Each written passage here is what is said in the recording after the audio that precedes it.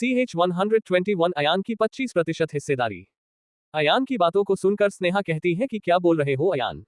अयान कुछ नहीं कहता और समीर गायकवाड़ की तरफ देखने लगता है। समीर गायकवाड़ वरुण गायकवाड़ की तरफ देखते हुए कुछ इशारा करता है और कहता है कि ठीक है, ये लड़की तुम्हारे लिए किसी काम की नहीं है, लेकिन इसका चाचा हमारे परिवार के लिए काम करता है, इसलिए इसे मारना हमारे लिए सही नहीं है। रही बात तुम्हारे दोस्त की, तो हम उसे छोड़ देंगे, लेकिन हर वक्त हमारे लोग उसके आसपास मंडराते रहेंगे। अगर तुमने हमें कोई भी धोखा देने या चालाकी की कोशिश की तो तुम्हारा ये दोस्त कब ऊपर पहुंच जाएगा इसका तुम्हें भी पता नहीं चलेगा। अयान कहता है कि ठीक है, लेकिन मुझे करना क्या है। वरुण गायकवाड़ कहता है कि तुम्हें वैसे दर्जनों सॉफ्टवेयर डिजाइन करने हैं जिसे तुमने चक्रवर्ती खानदान को दिया है। इसके लिए तुम्हारे पास 6 महीने का वक्त है। स्नेहा कहती है कि इतने वक्त में तो एक भी सॉफ्टवेयर डिजाइन करना नामुमकिन है। अयान अपना हाथ उठाकर स्नेहा को चुप रहने का इशारा करता है और कहता है कि मुझे मंजूर है, लेकिन मुझे क्या मिलेगा इसके बदले। वरुण गायकवाड़ कहता है कि क्या चाहिए तुम्हें। अयान कहता है कि मुझे आपकी बेटी चाहिए, क्योंकि अब उसके बिना अब रहना पॉसिबल नहीं है मेरे लिए। समीर गायकवाड़ गुस्से से तिलमिलाते हुए कहता है कि तुम्हें तुम्हारी औकात पता होनी चाहिए। समीर गायकवाड़ इसी आदमी की तरफ इशारा करते हुए कहता है कि इसे इसकी औकात दिखाओ। इससे पहले कि वह आदमी अयान को छू भी पाता, उससे पहले ही अयान उस आदमी की कमर में लगे हुए एक चाकू को निकालता है और इस आदमी के गले में उतार देता है। यह सब इतनी जल्दी हुआ था कि उस आदमी को रिएक्ट तक करने का मौका नहीं मिला था। वह आदमी अपने गर्दन में लगे हुए चाकू को पकड़कर नीचे गिर जाता है और कुछ वक्त तक तड़पने के बाद दम तोड़ देता है। अयान के इस एक्शन को देखकर वहां मौजूद हर लोग शौक के मारे इतना ज्यादा फ्रिज हो गए थे कि कई मिनट तक उनके मुंह से एक शब्द निकला ही नहीं था। सारे बॉडीगार्ड्स अयान के पास अपने हथियार लेकर पहुंच गए थे, लेकिन समीर गायकवाड़ उन्हें रोक देता है। इस खामोशी को अयान तोड़ देता है और कहता है कि पहले आप मेरी पूरी बात तो सुन लीजिए। वहां मौजूद बाकी लोग शांत ही रहते हैं, क्योंकि उनके सामने ही अयान ने मर्डर कर दिया था। अयान आगे कहता है कि अगर आपको ऐसा लगता है तो आप गलत है, क्योंकि अब मुझे इससे नफरत हो गई है। समीर गायकवाड़ गुस्से से लाल होते हुए कहता है कि तुमने जिसे मारा है वह मेरा खास आदमी था। अयान कहता है कि शांत हो जाइए, ये जो अभी मरा है न वह आपके सबसे बड़े दुश्मन अग्रवाल खानदान का खबरी था। चूंकि अब हम बिजनेस पार्टनर बनने वाले हैं तो आपको ऐसे लोगों से बचाना मेरा काम है। अयान के बातों से कंफ्यूज होते हुए वरुण गायकवाड़ कहता है कि तुम हमारे बिजनेस पार्टनर कैसे हुए। अयान कहता है कि जिस दिन मैं आपके इन सॉफ्टवेयर को डिलीवरी के लिए आऊंगा उस दिन आप जो बिजनेस शुरू करने वाले हैं उसके 25% की हिस्सेदारी का कॉन्ट्रैक्ट पेपर मेरे हाथ में होना चाहिए। वरुण गायकवाड़ कहता है कि सारा इन्वेस्टमेंट हम करें और तुम्हें अपनी कंपनी का 25% का पार्टनर बनाए। अयान कहता है कि बिना मेरे सॉफ्टवेयर के आपके कंपनी को कोई थूकेगा भी नहीं, इसलिए मेरे ख्याल से आपको मेरे बातों को मान ही लेना चाहिए। वरुण गायकवाड़ कहता है कि तुम हमसे डील करने की स्थिति में नहीं हो। अयान कहता है कि अगर आपने ऐसा नहीं किया तो मैं आपके बाकी बिजनेस को साइबर अटैक करवाकर बर्बाद कर दूंगा। अयान कहता है कि मुझे पता है कि आप उस अटैक से भी अपनी कंपनी को बचा लेंगे, लेकिन तब तक कोई और आपसे काफी आगे निकल चुका होगा। समीर गायकवाड़ वरुण गायकवाड़ को शांत करते हुए कहता है कि ठीक है, लेकिन अगर 6 महीने में सॉफ्टवेयर हमारे पास नहीं पहुंचे तो तुम और तुम्हें जानने वाले दोनों खत्म हो जाएंगे। अयान कहता है कि ठीक है, मैं चलता हूं और मेरे अकाउंट में 4-5 करोड़ डलवा दीजिएगा ताकि जरूरत के सामान को मैं खरीद सकूं। समीर गायकवाड़ कहता है कि ठीक है, लेकिन जाने से पहले एक बात बताओ कि तुम्हें कैसे पता चला कि मेरा खास आदमी मेरे दुश्मन खानदान का खबरी है। अयान हंसते हुए कहता है कि जैसे आपको मेरे और मेरे दोस्त के बारे में पता चला बिल्कुल वैसे ही। समीर गायकवाड़ कहता है कि अनुष्का ने तो कहा था कि तुम काफी अच्छे इंसान हो, लेकिन यहाँ तुम्हारी हरकतों ने कुछ और साबित कर दिया है। अयान कहता है कि मैं अच्छों के साथ अच्छा व्यवहार करता हूँ और बुरों के साथ बुरा। समीर गायकवाड़ कहता है कि हम तुम्हें बुरे दिख रहे हैं क्या।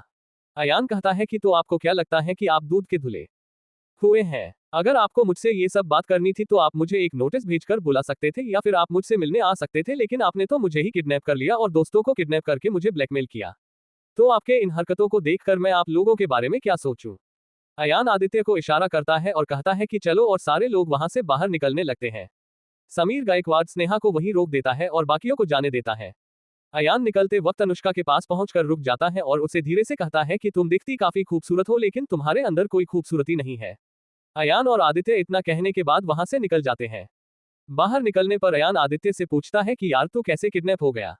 आदित्य कहता है कि मुझे गाड़ी सहित इन लोगों ने किडनैप कर लिया। आदित्य कहता है कि यहाँ ये सब हो क्या रहा था। अयान कहता है कि गाड़ी में चल, वही बताता हूँ। CH122 Majnu gang. अयान और आदित्य दोनों आदित्य की गाड़ी में बैठकर रवाना हो जाते हैं। आदित्य कहता है कि यह सब क्या सुना मैंने कि तुम्हें कोई लड़की इतनी ज्यादा पसंद आ गई थी और तुम्हारे घर में भी रही थी। अयान कहता है कि हाँ यार, पसंद तो आई थी, लेकिन तुमने देखा ना कैसी थी। आदित्य कहता है कि यह सब कब हुआ यार। अयान कहता है कि जिस रात को उस हवेली के पास लाशें मिली थी ना, उसी वक्त से ये सब हुआ। मुझे उस पर दया आ गई, इसलिए मैंने उसे अपने घर में जगह दी, लेकिन यार वह तो चुड़ैल निकली। अयान आगे कहता है कि यह सब छोड़ और ये बताओ कि उस सीक्रेट फाइल का क्या हुआ। आदित्य कहता है कि उन लोगों ने मुझे एक डस्टबिन में उसे रखकर जाने को कहा और मैं रखकर आ गया। अयान कहता है कि उन लोगों ने तुझे फिर किसी तरह से परेशान तो नहीं किया। आदित्य कहता है कि नहीं भाई, ऐसा कुछ भी नहीं हुआ। उसके बाद अयान कहता है कि अपने कुछ बॉडीगार्ड्स बढ़ा लो वरना ऐसे ही किडनैप होते रहोगे। आदित्य कहता है कि मैं भी यही सोच रहा था। कुछ ही देर में अयान का घर आ जाता है और अयान अपने घर आ जाता है और सो जाता है क्योंकि पिछले 2 दिनों से अयान बेहोश ही चल रहा था। दूसरी तरफ स्नेहा को रोकने के बाद समीर गायकवाड़ कहता है कि तुम्हें इस लड़के के करीब जाना होगा ताकि उसके बारे में हमें और पता चल सके। स्नेहा कहती है कि सर, लगभग 1.5 साल पहले उसके परिवार वालों की एक बॉम्ब ब्लास्ट में मौत हो गई थी। उसके बाद उसकी 30,000 करोड़ की प्रॉपर्टी चली गई, जिसके बाद वह आम आदमी की तरह हो गया। समीर गायकवाड़ कहता है तभी तो उसका खून में गर्मी अमीरों की तरह है। समीर गायकवाड़ कहता है उसके परिवार के बारे में बताओ। स्नेहा कहती है कि अयान का परिवार ज्यादा बड़ा नहीं था। उसके परिवार में सिर्फ उसके माँ बाप और अंकल आंटी और उनके 2 बच्चे। समीर गायकवाड़ कहता है कि जब उसकी फैमिली बॉम्ब ब्लास्ट में मरी तब वह उनके साथ नहीं था क्या। स्नेहा कहती है कि अच्छी किस्मत की वजह से अयान बच गया। समीर गायकवाड़ हंसते हुए कहता है कि उसके बारे में तुम और कुछ बता सकती हो।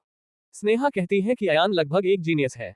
कॉलेज में वह इसी नाम से जाना जाता था। इसके अलावा इसके बारे में मुझे कुछ नहीं पता। वरुण गायकवाड़ कहता है कि शायद कभी कुछ अजीब नोटिस किया होगा तुमने उसके बारे में। स्नेहा कुछ देर तक सोचती है और कहती है कि हाँ, एक बार कुछ अजीब हुआ था। वरुण गायकवाड़ कहता है कि कब और क्या हुआ। स्नेहा कहती है कि यह तब हुआ था जब अयान पहली बार कॉलेज में आया था। वरुण गायकवाड़ कहता है कि क्या हुआ था ये बताओ। स्नेहा कहती है कि उस वक्त हमारे कॉलेज में मजनू गैंग नामक आवारा सीनियर्स का एक गैंग हुआ करता था। स्नेहा आगे कहती है कि उस वक्त पूरे कॉलेज में उनका ही राज चलता था। कॉलेज का प्रिंसिपल भी कुछ कर नहीं सकता था क्योंकि उस गैंग का लीडर दिल्ली के उस वक्त के सबसे बड़े बिजनेसमैन आनंद बंसल का बेटा ईशान बंसल था, जिसकी वजह से कोई भी उनके खिलाफ जाने से डरता था। वह लोग आए दिन लड़कियों को छेड़ते थे और लड़कों को नंगा करके ग्राउंड में नचवाते थे। कई लड़कियों का तो उन लोगों ने जबरदस्ती रेप भी कर दिया था, लेकिन उनके खिलाफ कोई कुछ नहीं कर सकता था। उसी वक्त अयान भी कॉलेज में आया था और उनका शिकार बन गया था। लेकिन अगले दिन वह लोग अयान को क्लास के बीच से उठाकर ले गए थे। उसके आधे घंटे के बाद ही अयान वापस आ गया, लेकिन उसके बाद जो हुआ उसकी किसी को भी उम्मीद नहीं थी। अनुष्का कहती है कि क्या हुआ उसके बाद। अनुष्का की तरफ बिना देखे हुए स्नेहा कहती है कि मजनू गैंग के हर लोगों को उसी वक्त पैरालिसिस का अटैक आया और उनके दिमाग को छोड़कर उनका पूरा शरीर डिसमेंटल हो गया। समीर गायकवाड़ कहता है कि ऐसा कैसे हो सकता है कि एक ही वक्त पर सारे लोगों को एक ही तरीके का पैरालिसिस अटैक आए और सबसे शरीर के एक ही हिस्से पर समान रूप से असर हो। स्नेहा कहती है कि उस वक्त अयान को इंटरोग्रेट किया गया था, जिसमें अयान ने ये कहा था कि उन लोगों ने काफी ज्यादा मात्रा में लोकल ड्रग्स ले ली थी, जिसकी वजह से ऐसा हुआ था। मेडिकल रिपोर्ट में भी ऐसा ही प्रूव हुआ, लेकिन काफी वक्त के बाद पता चला कि जिस रूम में वह लोग अयान को ले गए थे वहां पर काफी ज्यादा मारपीट हुई थी, लेकिन न तो अयान को कोई खरोच आई थी और न ही मजनू गैंग के लोगों को। आनंद बंसल ने अयान को लेकर कॉलेज में काफी हंगामा किया को अयान ने ही उसके बेटे ईशान के साथ कुछ किया है, लेकिन अयान के दिए गए सबूतों की वजह से अयान बच गया और आनंद बंसल कुछ कर नहीं पाया। 1 साल बाद आनंद बंसल की भी वही हालत हो गई जो उसके बेटे की हुई थी, जिसके बाद बंसल ग्रुप खत्म हो गया और उनका कुछ भी अता पता नहीं चला। समीर गायकवाड़ कहता है कि मुझे इस बारे में पता है क्योंकि बंसल ग्रुप्स को हमने ही खरीदा था। वरुण गायकवाड़ कहता है कि आनंद बंसल ने अपने बेटे के इलाज के लिए कुछ भी नहीं किया क्या। स्नेहा कहती है कि उन लोगों ने कई देशों में इसे दिखाया, लेकिन हर डॉक्टर यही कहना था कि ईशान बंसल को ठीक करना नामुमकिन है क्योंकि उनका पूरा शरीर बेजान हो चुका है। समीर गायकवाड़ कहता है कि तुम्हें अयान के करीब जाकर और भी उसके बारे में पता लगाना है। स्नेहा कहती है कि ठीक है, लेकिन अपना वायदा याद रखिएगा। CH-123 मास्टर दजांग और श्वेत आश्रम। अयान के करीब रहकर उसके बारे में जानने के लिए समीर गायकवाड़ जब स्नेहा को कहता है तो स्नेहा कहती है कि बिल्कुल, लेकिन आपको अपना वायदा याद है ना। समीर गायकवाड़ कहता है कि हाँ बिल्कुल। दरअसल समीर गायकवाड़ ने स्नेहा से वादा किया था कि वह सिंघानिया खानदान को हटाकर स्नेहा के खानदान जिंदल खानदान को मुंबई के सबसे अमीर खानदान बनाने वाले थे। अनुष्का कहती है कि मुझे ऐसा नहीं लगता है कि अयान रहेजा इसे अपने करीब आने देगा। अनुष्का की बातों को सुनकर स्नेहा का मन कर रहा था कि वह अनुष्का को मार डाले।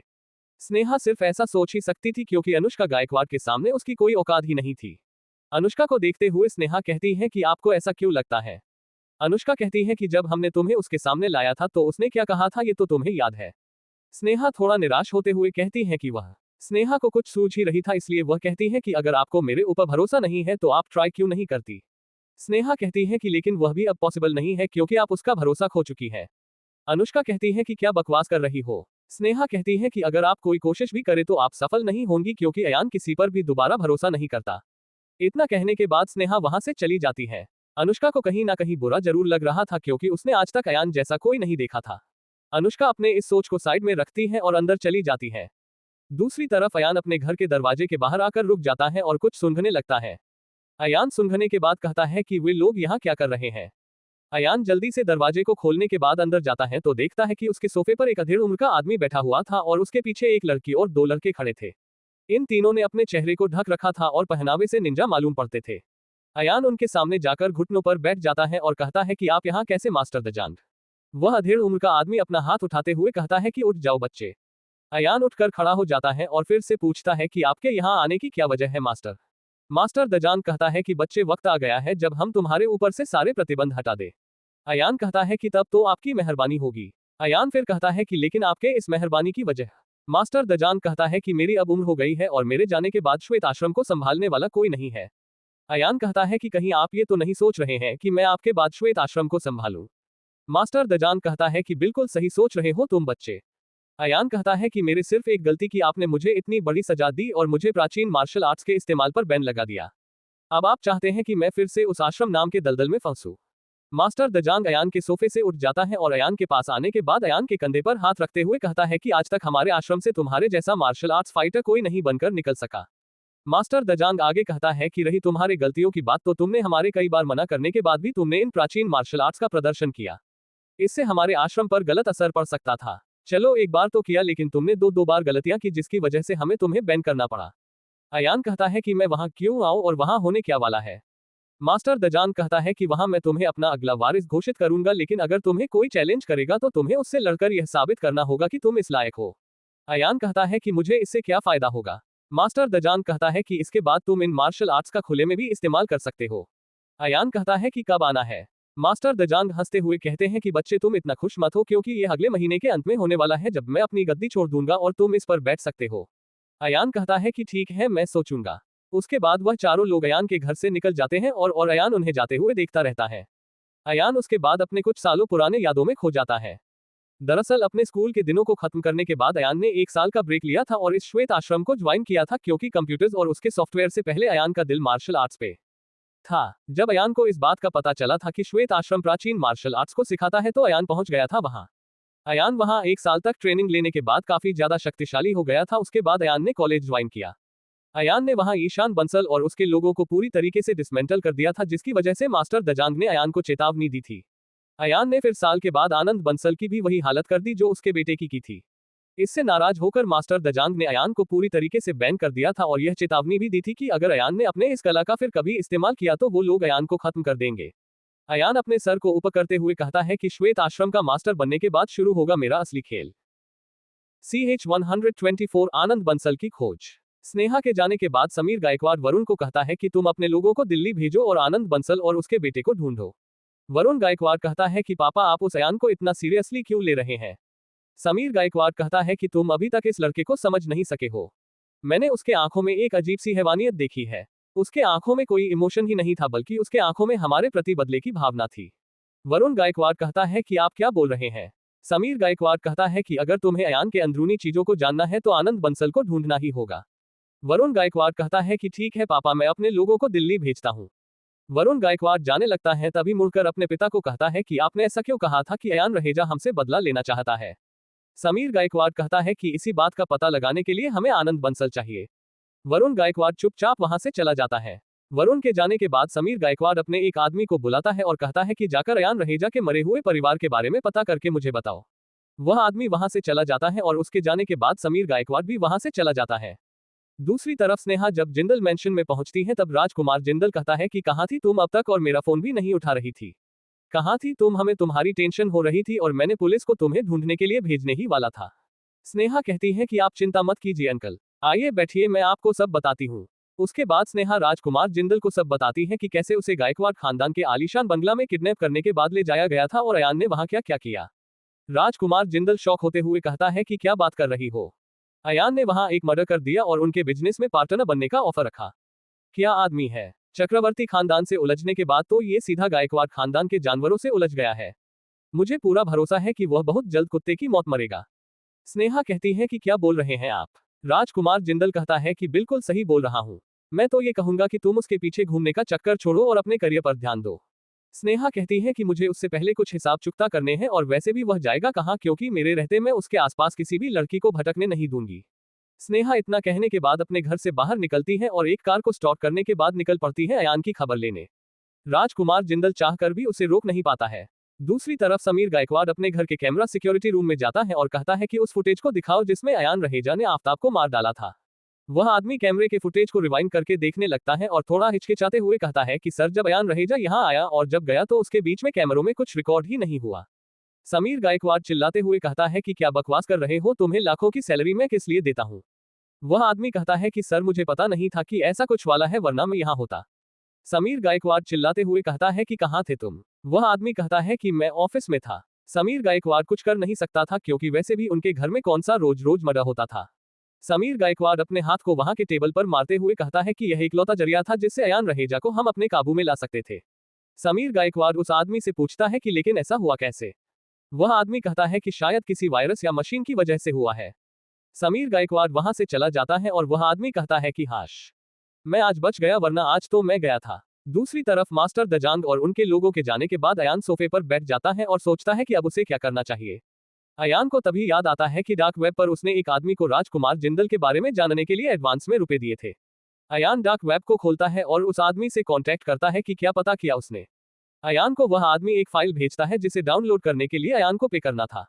अयान डार्क वेब पर हमेशा बिटकॉइन का इस्तेमाल करता था क्योंकि नॉर्मल ट्रांजैक्शन हैकरों को बुलावा दे सकता था। अयान जल्दी से पे करता है और उस फाइल को डाउनलोड कर लेता है और जैसे ही उसे खोलने वाला होता है तो उसके दरवाजे को खतरनाक तरीके से पीटने की आवाजें आने लगती हैं। अयान अपने लैपटॉप को साइड में रखता है और अपने आप से कहता है कि अब कौन आ गया, ये लोग मुझे चैन से रहने क्यों नहीं देते। अयान उसके बाद उठकर दरवाजे की तरफ जाने लगता है जिसे उसने कुछ वक्त पहले ही ठीक किया था। अयान दरवाजे तक पहुंचता है तो सोचता है कि कहीं फिर कोई मुझे किडनैप करने तो नहीं आ गया। पिछले 2 दिनों से मैं किडनैप ही हो रहा हूँ। अयान अपने आप से कहता है कि चलो जो होगा देख लेंगे। अयान दरवाजा खोलता है और सामने स्नेहा को खड़ा देखता है। अयान मन ही मन कहता है कि आखिर यह यहाँ क्या करने पहुंच गई है। अब पता नहीं इसके पागल दिमाग में क्या खिचड़ी पक रही होगी। CH-125 दिमाग से पैदल लड़की। स्नेहा अयान को धक्का देते हुए अंदर घुसती है और दरवाजा बंद करके अयान को पकड़ते हुए सोफे पर गिरा देती है और उसके ऊपर चढ़कर कहती है कि क्या बोल रहे थे कि मुझे मार दो ताकि तुम आजाद हो जाओ। अयान कहता है कि नीचे उतरो, दर्द हो रहा है मुझे।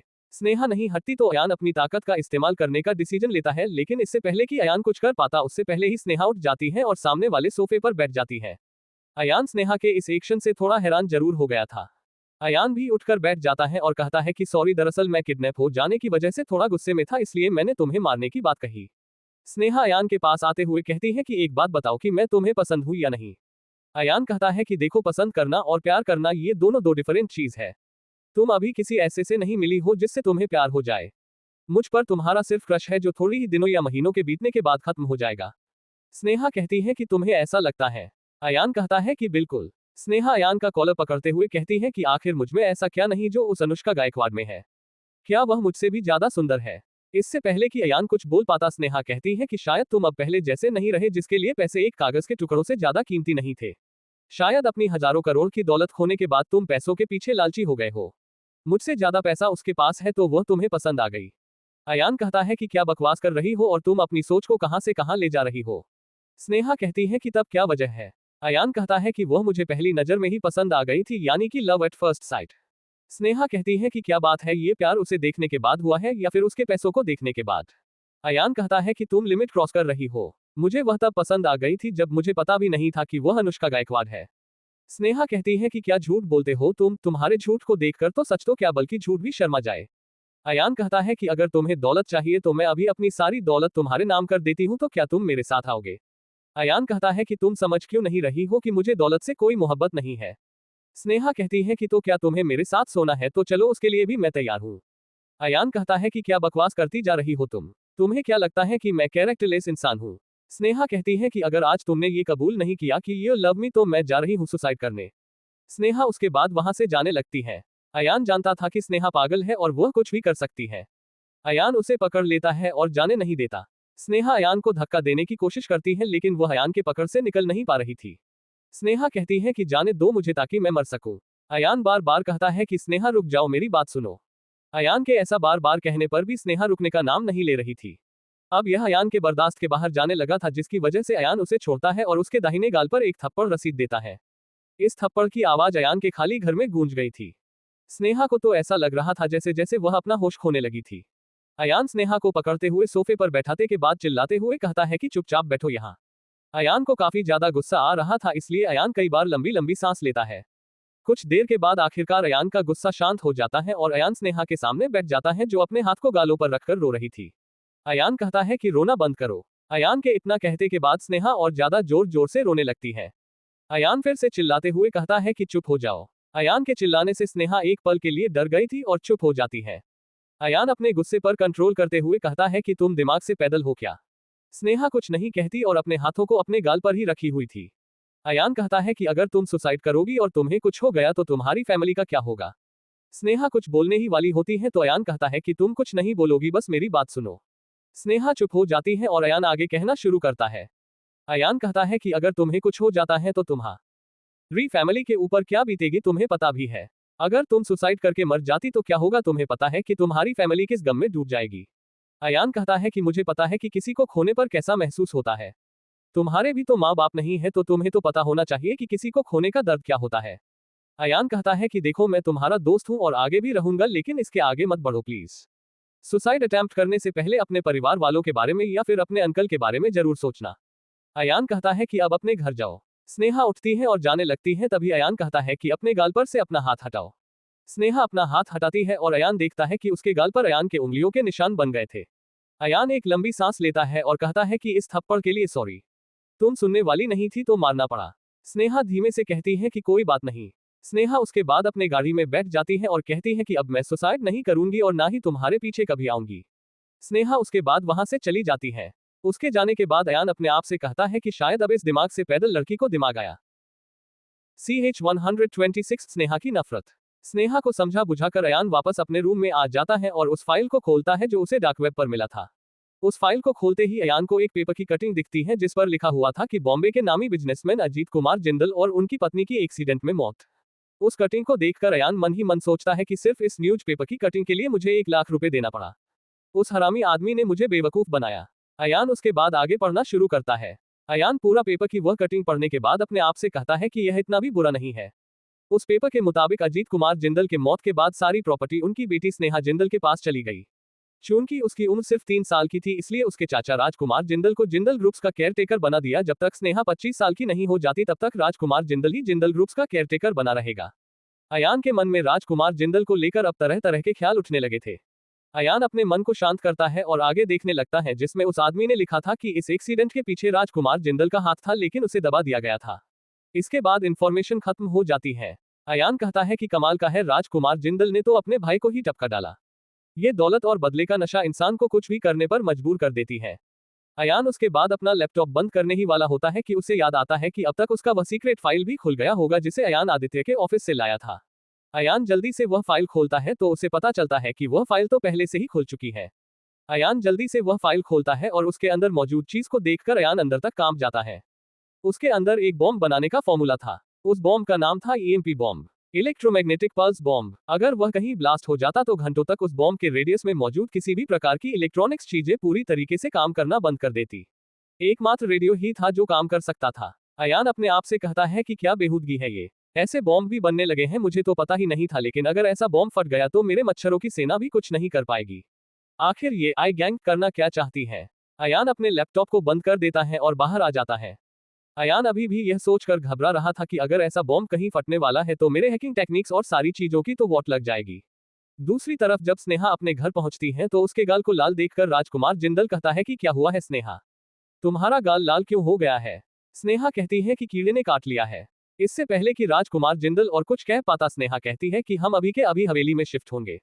राजकुमार जिंदल कहता है कि क्या बोल रही हो, उस हवेली की अभी तक साफ सफाई भी नहीं हुई है और वहां जाना खतरे से खाली नहीं है।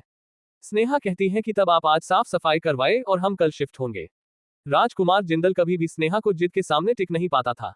राजकुमार जिंदल कहता है कि ठीक है, जैसा तुम कहो। स्नेहा उसके बाद अपने रूम से चली जाती है और शीशे के सामने खड़ी हो जाती है। कुछ देर तक अपने आप को शीशे में देखने के बाद स्नेहा अपने आप को कहती है कि अयान रहेजा, तुम्हें ऐसा लगता होगा कि अगर हम किसी से प्यार करते हैं तो सिर्फ उसे पाने की ख्वाहिश रखते, लेकिन मैं तुम्हें इतना बर्बाद कर दूंगी कि खड़े होने के लिए भी तुम्हें मेरे पास आना ही होगा। इतना कहने के बाद स्नेहा एक छोटी सी स्माइल देती है और उस शीशे को एक पंच मारती है, जिसकी वजह से वह शीशा टुकड़ों में बिखर जाता है। इस आवाज को सुनकर राजकुमार जिंदल, उसकी पत्नी जिसे स्नेहा माँ ही कहा करती थी, और कुछ घर में काम करने वाले भी वहां पहुंच जाते हैं। वह लोग देखते हैं कि आईना टुकड़ों में बंटकर बिखरा हुआ है और स्नेहा के हाथ से खून आ रहा था। स्नेहा वहां खड़ी थी और उसके हाथ से बूंद बूंद करके खून टपक रहा था। राजकुमार जिंदल की पत्नी, जिसका नाम श्रेया जिंदल था, वह जल्दी से दौड़ते हुए स्नेहा के पास पहुंचती है और उसके हाथों को पकड़कर उसे बेड पर बैठाती है और कहती है कि यह क्या कर रही हो स्नेहा, आखिर तुम्हें हुआ क्या है और तुम्हारा गाल लाल क्यों है, जैसे किसी ने तुम्हें थप्पड़ मारा हो। स्नेहा कहती है कि बस किसी पर गुस्सा आ रहा था जो इस आईने पर उतर गया। Shreya Jindal first aid box निकलती है और स्नेहा के हाथ पर की खून साफ करने लगती है। स्नेहा बिना किसी इमोशन के शांत बैठी हुई थी। राजकुमार जिंदल कहता है कि यह सब उस अयान रहेजा की वजह से हुआ है ना, मैं उसे जान से मार दूंगा। स्नेहा कहती है कि अंकल, आपको कुछ भी करने की जरूरत नहीं है। अयान को अब मैं बर्बाद करूंगी। उसे मैं इतना बर्बाद कर दूंगी कि वह मारना पसंद करेगा। अब तक उसने सिर्फ मेरा प्यार देखा है, लेकिन अब वह मेरी नफरत देखेगा। राजकुमार जिंदल स्नेहा के इस बात से शॉक हो गया था, क्योंकि हमेशा अयान नाम की रट लगाने वाली स्नेहा उसे बर्बाद करना चाहती है। इन सब बातों से अनजान अयान आज मार्केट में पहुंच गया था। CH-127 हवेली के अंदर लाशें। अयान मार्केट में आया था ताकि उन सब चीजों को खरीद सके जो उसे इतने शेयर सॉफ्टवेयर को डिजाइन करने में मदद मिलेगी या फिर जरूरी थी। कुछ घंटे पहले ही गायकवाड़ खानदान की तरफ से अयान को 5 करोड़ रुपए रिसीव हुए थे। अयान उस एरिया के सबसे बड़े दुकान में घुसता है और काफी सारी चीजों की लिस्ट बनवा कर उसे खरीद लेता है। 48 लाख के सामान को अयान ने खरीदा था और सारे पैसे पहले ही पेड कर दिया था, क्योंकि वह दुकानदार अयान को सस्पिशियस नजरों से देख रहा था कि अयान सच में इतना सामान खरीदने वाला है या नहीं। वह दुकानदार अयान को देखते हुए कहता है कि इस सामान की डिलीवरी मैं कहाँ दूं सर। अयान कहता है कि पुरानी हवेली के बगल में मेरा घर है जहां आपको डिलीवरी देनी है। वह दुकानदार कहता है कि इस भूतिया हवेली के पास हम नहीं जा सकते हैं, क्योंकि रात में वहां आत्माएं टहलती है। अयान कुछ नहीं कहता है, क्योंकि उस इलाके में यही अफवाह फैली हुई थी। अयान कहता है कि आप दिन में डिलीवरी लेकर आना, कल या परसों या जब भी आप चाहें, लेकिन मुझे इसी हफ्ते ये सारा सामान चाहिए। वह दुकानदार कहता है कि लेकिन सर। अयान उसे अपना नंबर देते हुए कहता है कि मेन रोड पर पहुंचकर मुझे कॉल कीजिएगा, मैं खुद आकर अपने सामान को रिसीव करके ले जाऊंगा। वह दुकानदार कहता है कि बिल्कुल। अयान कहता है कि सिर्फ सामान को ही नहीं, बल्कि जिसमें आप लाएंगे उसे भी रिसीव करके ले जाऊंगा अपने घर तक।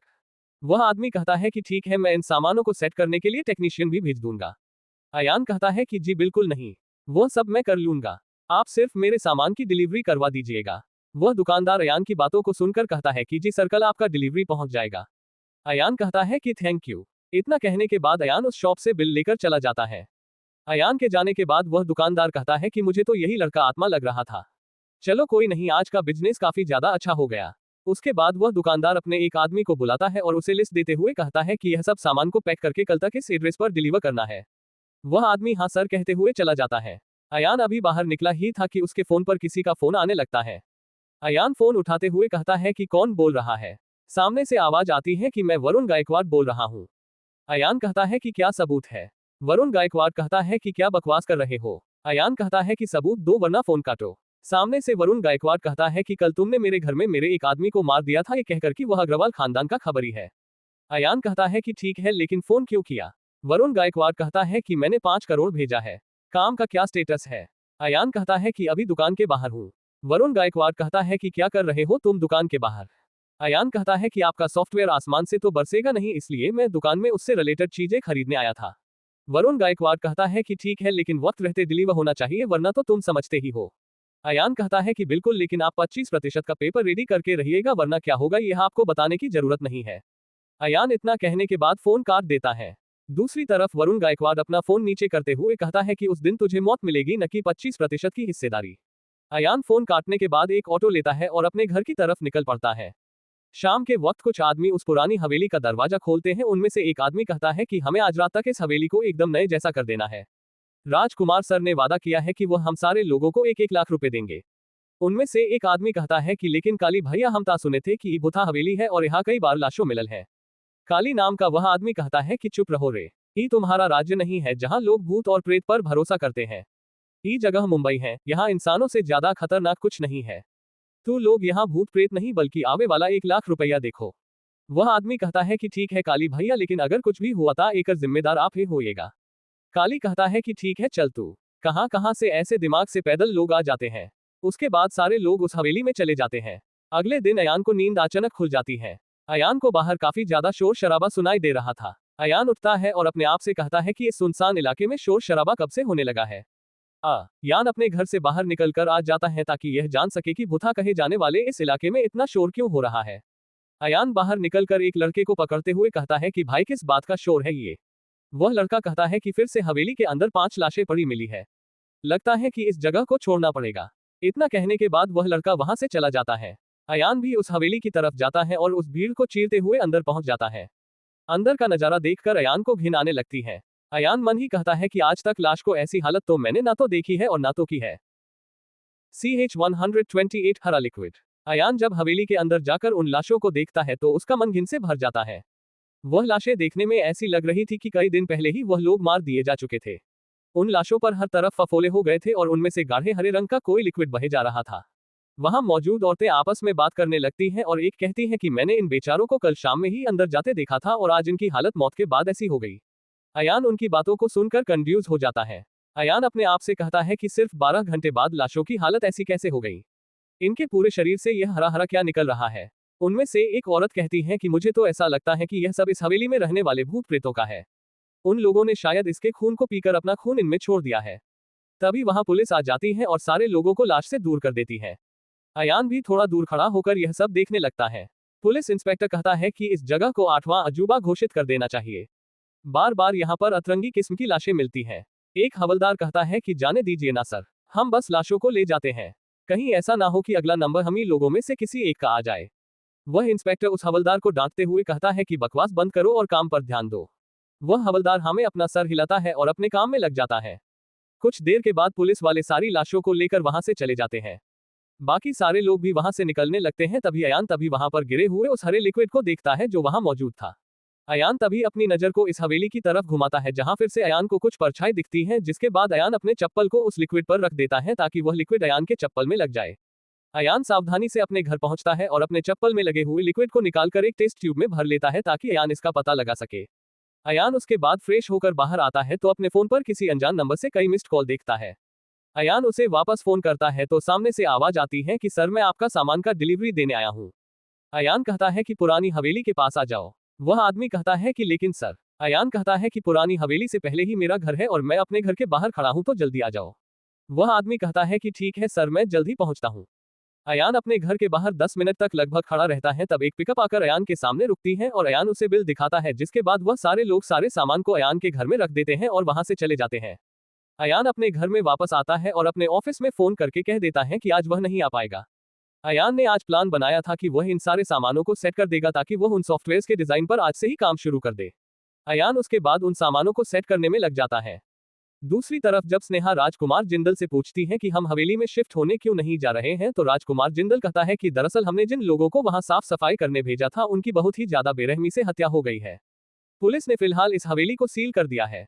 स्नेहा कहती है कि आखिर आपने उस हवेली को खरीद क्यों। राजकुमार जिंदल कहता है कि एक दिन जब मैं वहां से गुजरा तो मुझे वह हवेली भा गई, जिसकी वजह से मैंने उसे खरीद लिया। स्नेहा कहती है कि मुझे वह सब नहीं जानना है अंकल, आप जल्द से जल्द इस केस को खत्म करवाए और उस हवेली में शिफ्ट होइए। मैं कल न्यूयॉर्क जा रही हूँ 1 महीने के लिए। मेरे आने तक आप लोग उस हवेली में शिफ्ट हो जाएगा। राजकुमार जिंदल कहता है कि ठीक है, लेकिन तुम अचानक न्यूयॉर्क क्यों जा रही हो। स्नेहा कहती है कि मैं अपने कुछ दोस्तों के साथ जा रही हूँ ताकि फ्रेश हो सकूं। स्नेहा मन ही मन कहती है कि और अयान के बर्बादी की तैयारी कर सकूं। दूसरी तरफ लगभग 5 घंटे के बाद अयान ने अपने एक खाली रूम में उन सारे सामानों को फिट कर दिया था। कई सारे मॉनिटर्स और काफी चीजों को अयान ने अपने रूम में लगा लिया था। अयान उसके बाद अपने फिट किए गए सिस्टम को ऑन करता है और सारे चीजों को कंफर्म करने के बाद उसे बंद कर देता है और अपने आप से कहता है कि अब कल से मैं सोचूंगा कि करना क्या है। अयान वापस हॉल में आ जाता है और उसकी नजर वहां टेस्ट ट्यूब में पड़ी हुई उस हरे लिक्विड पर पड़ती है।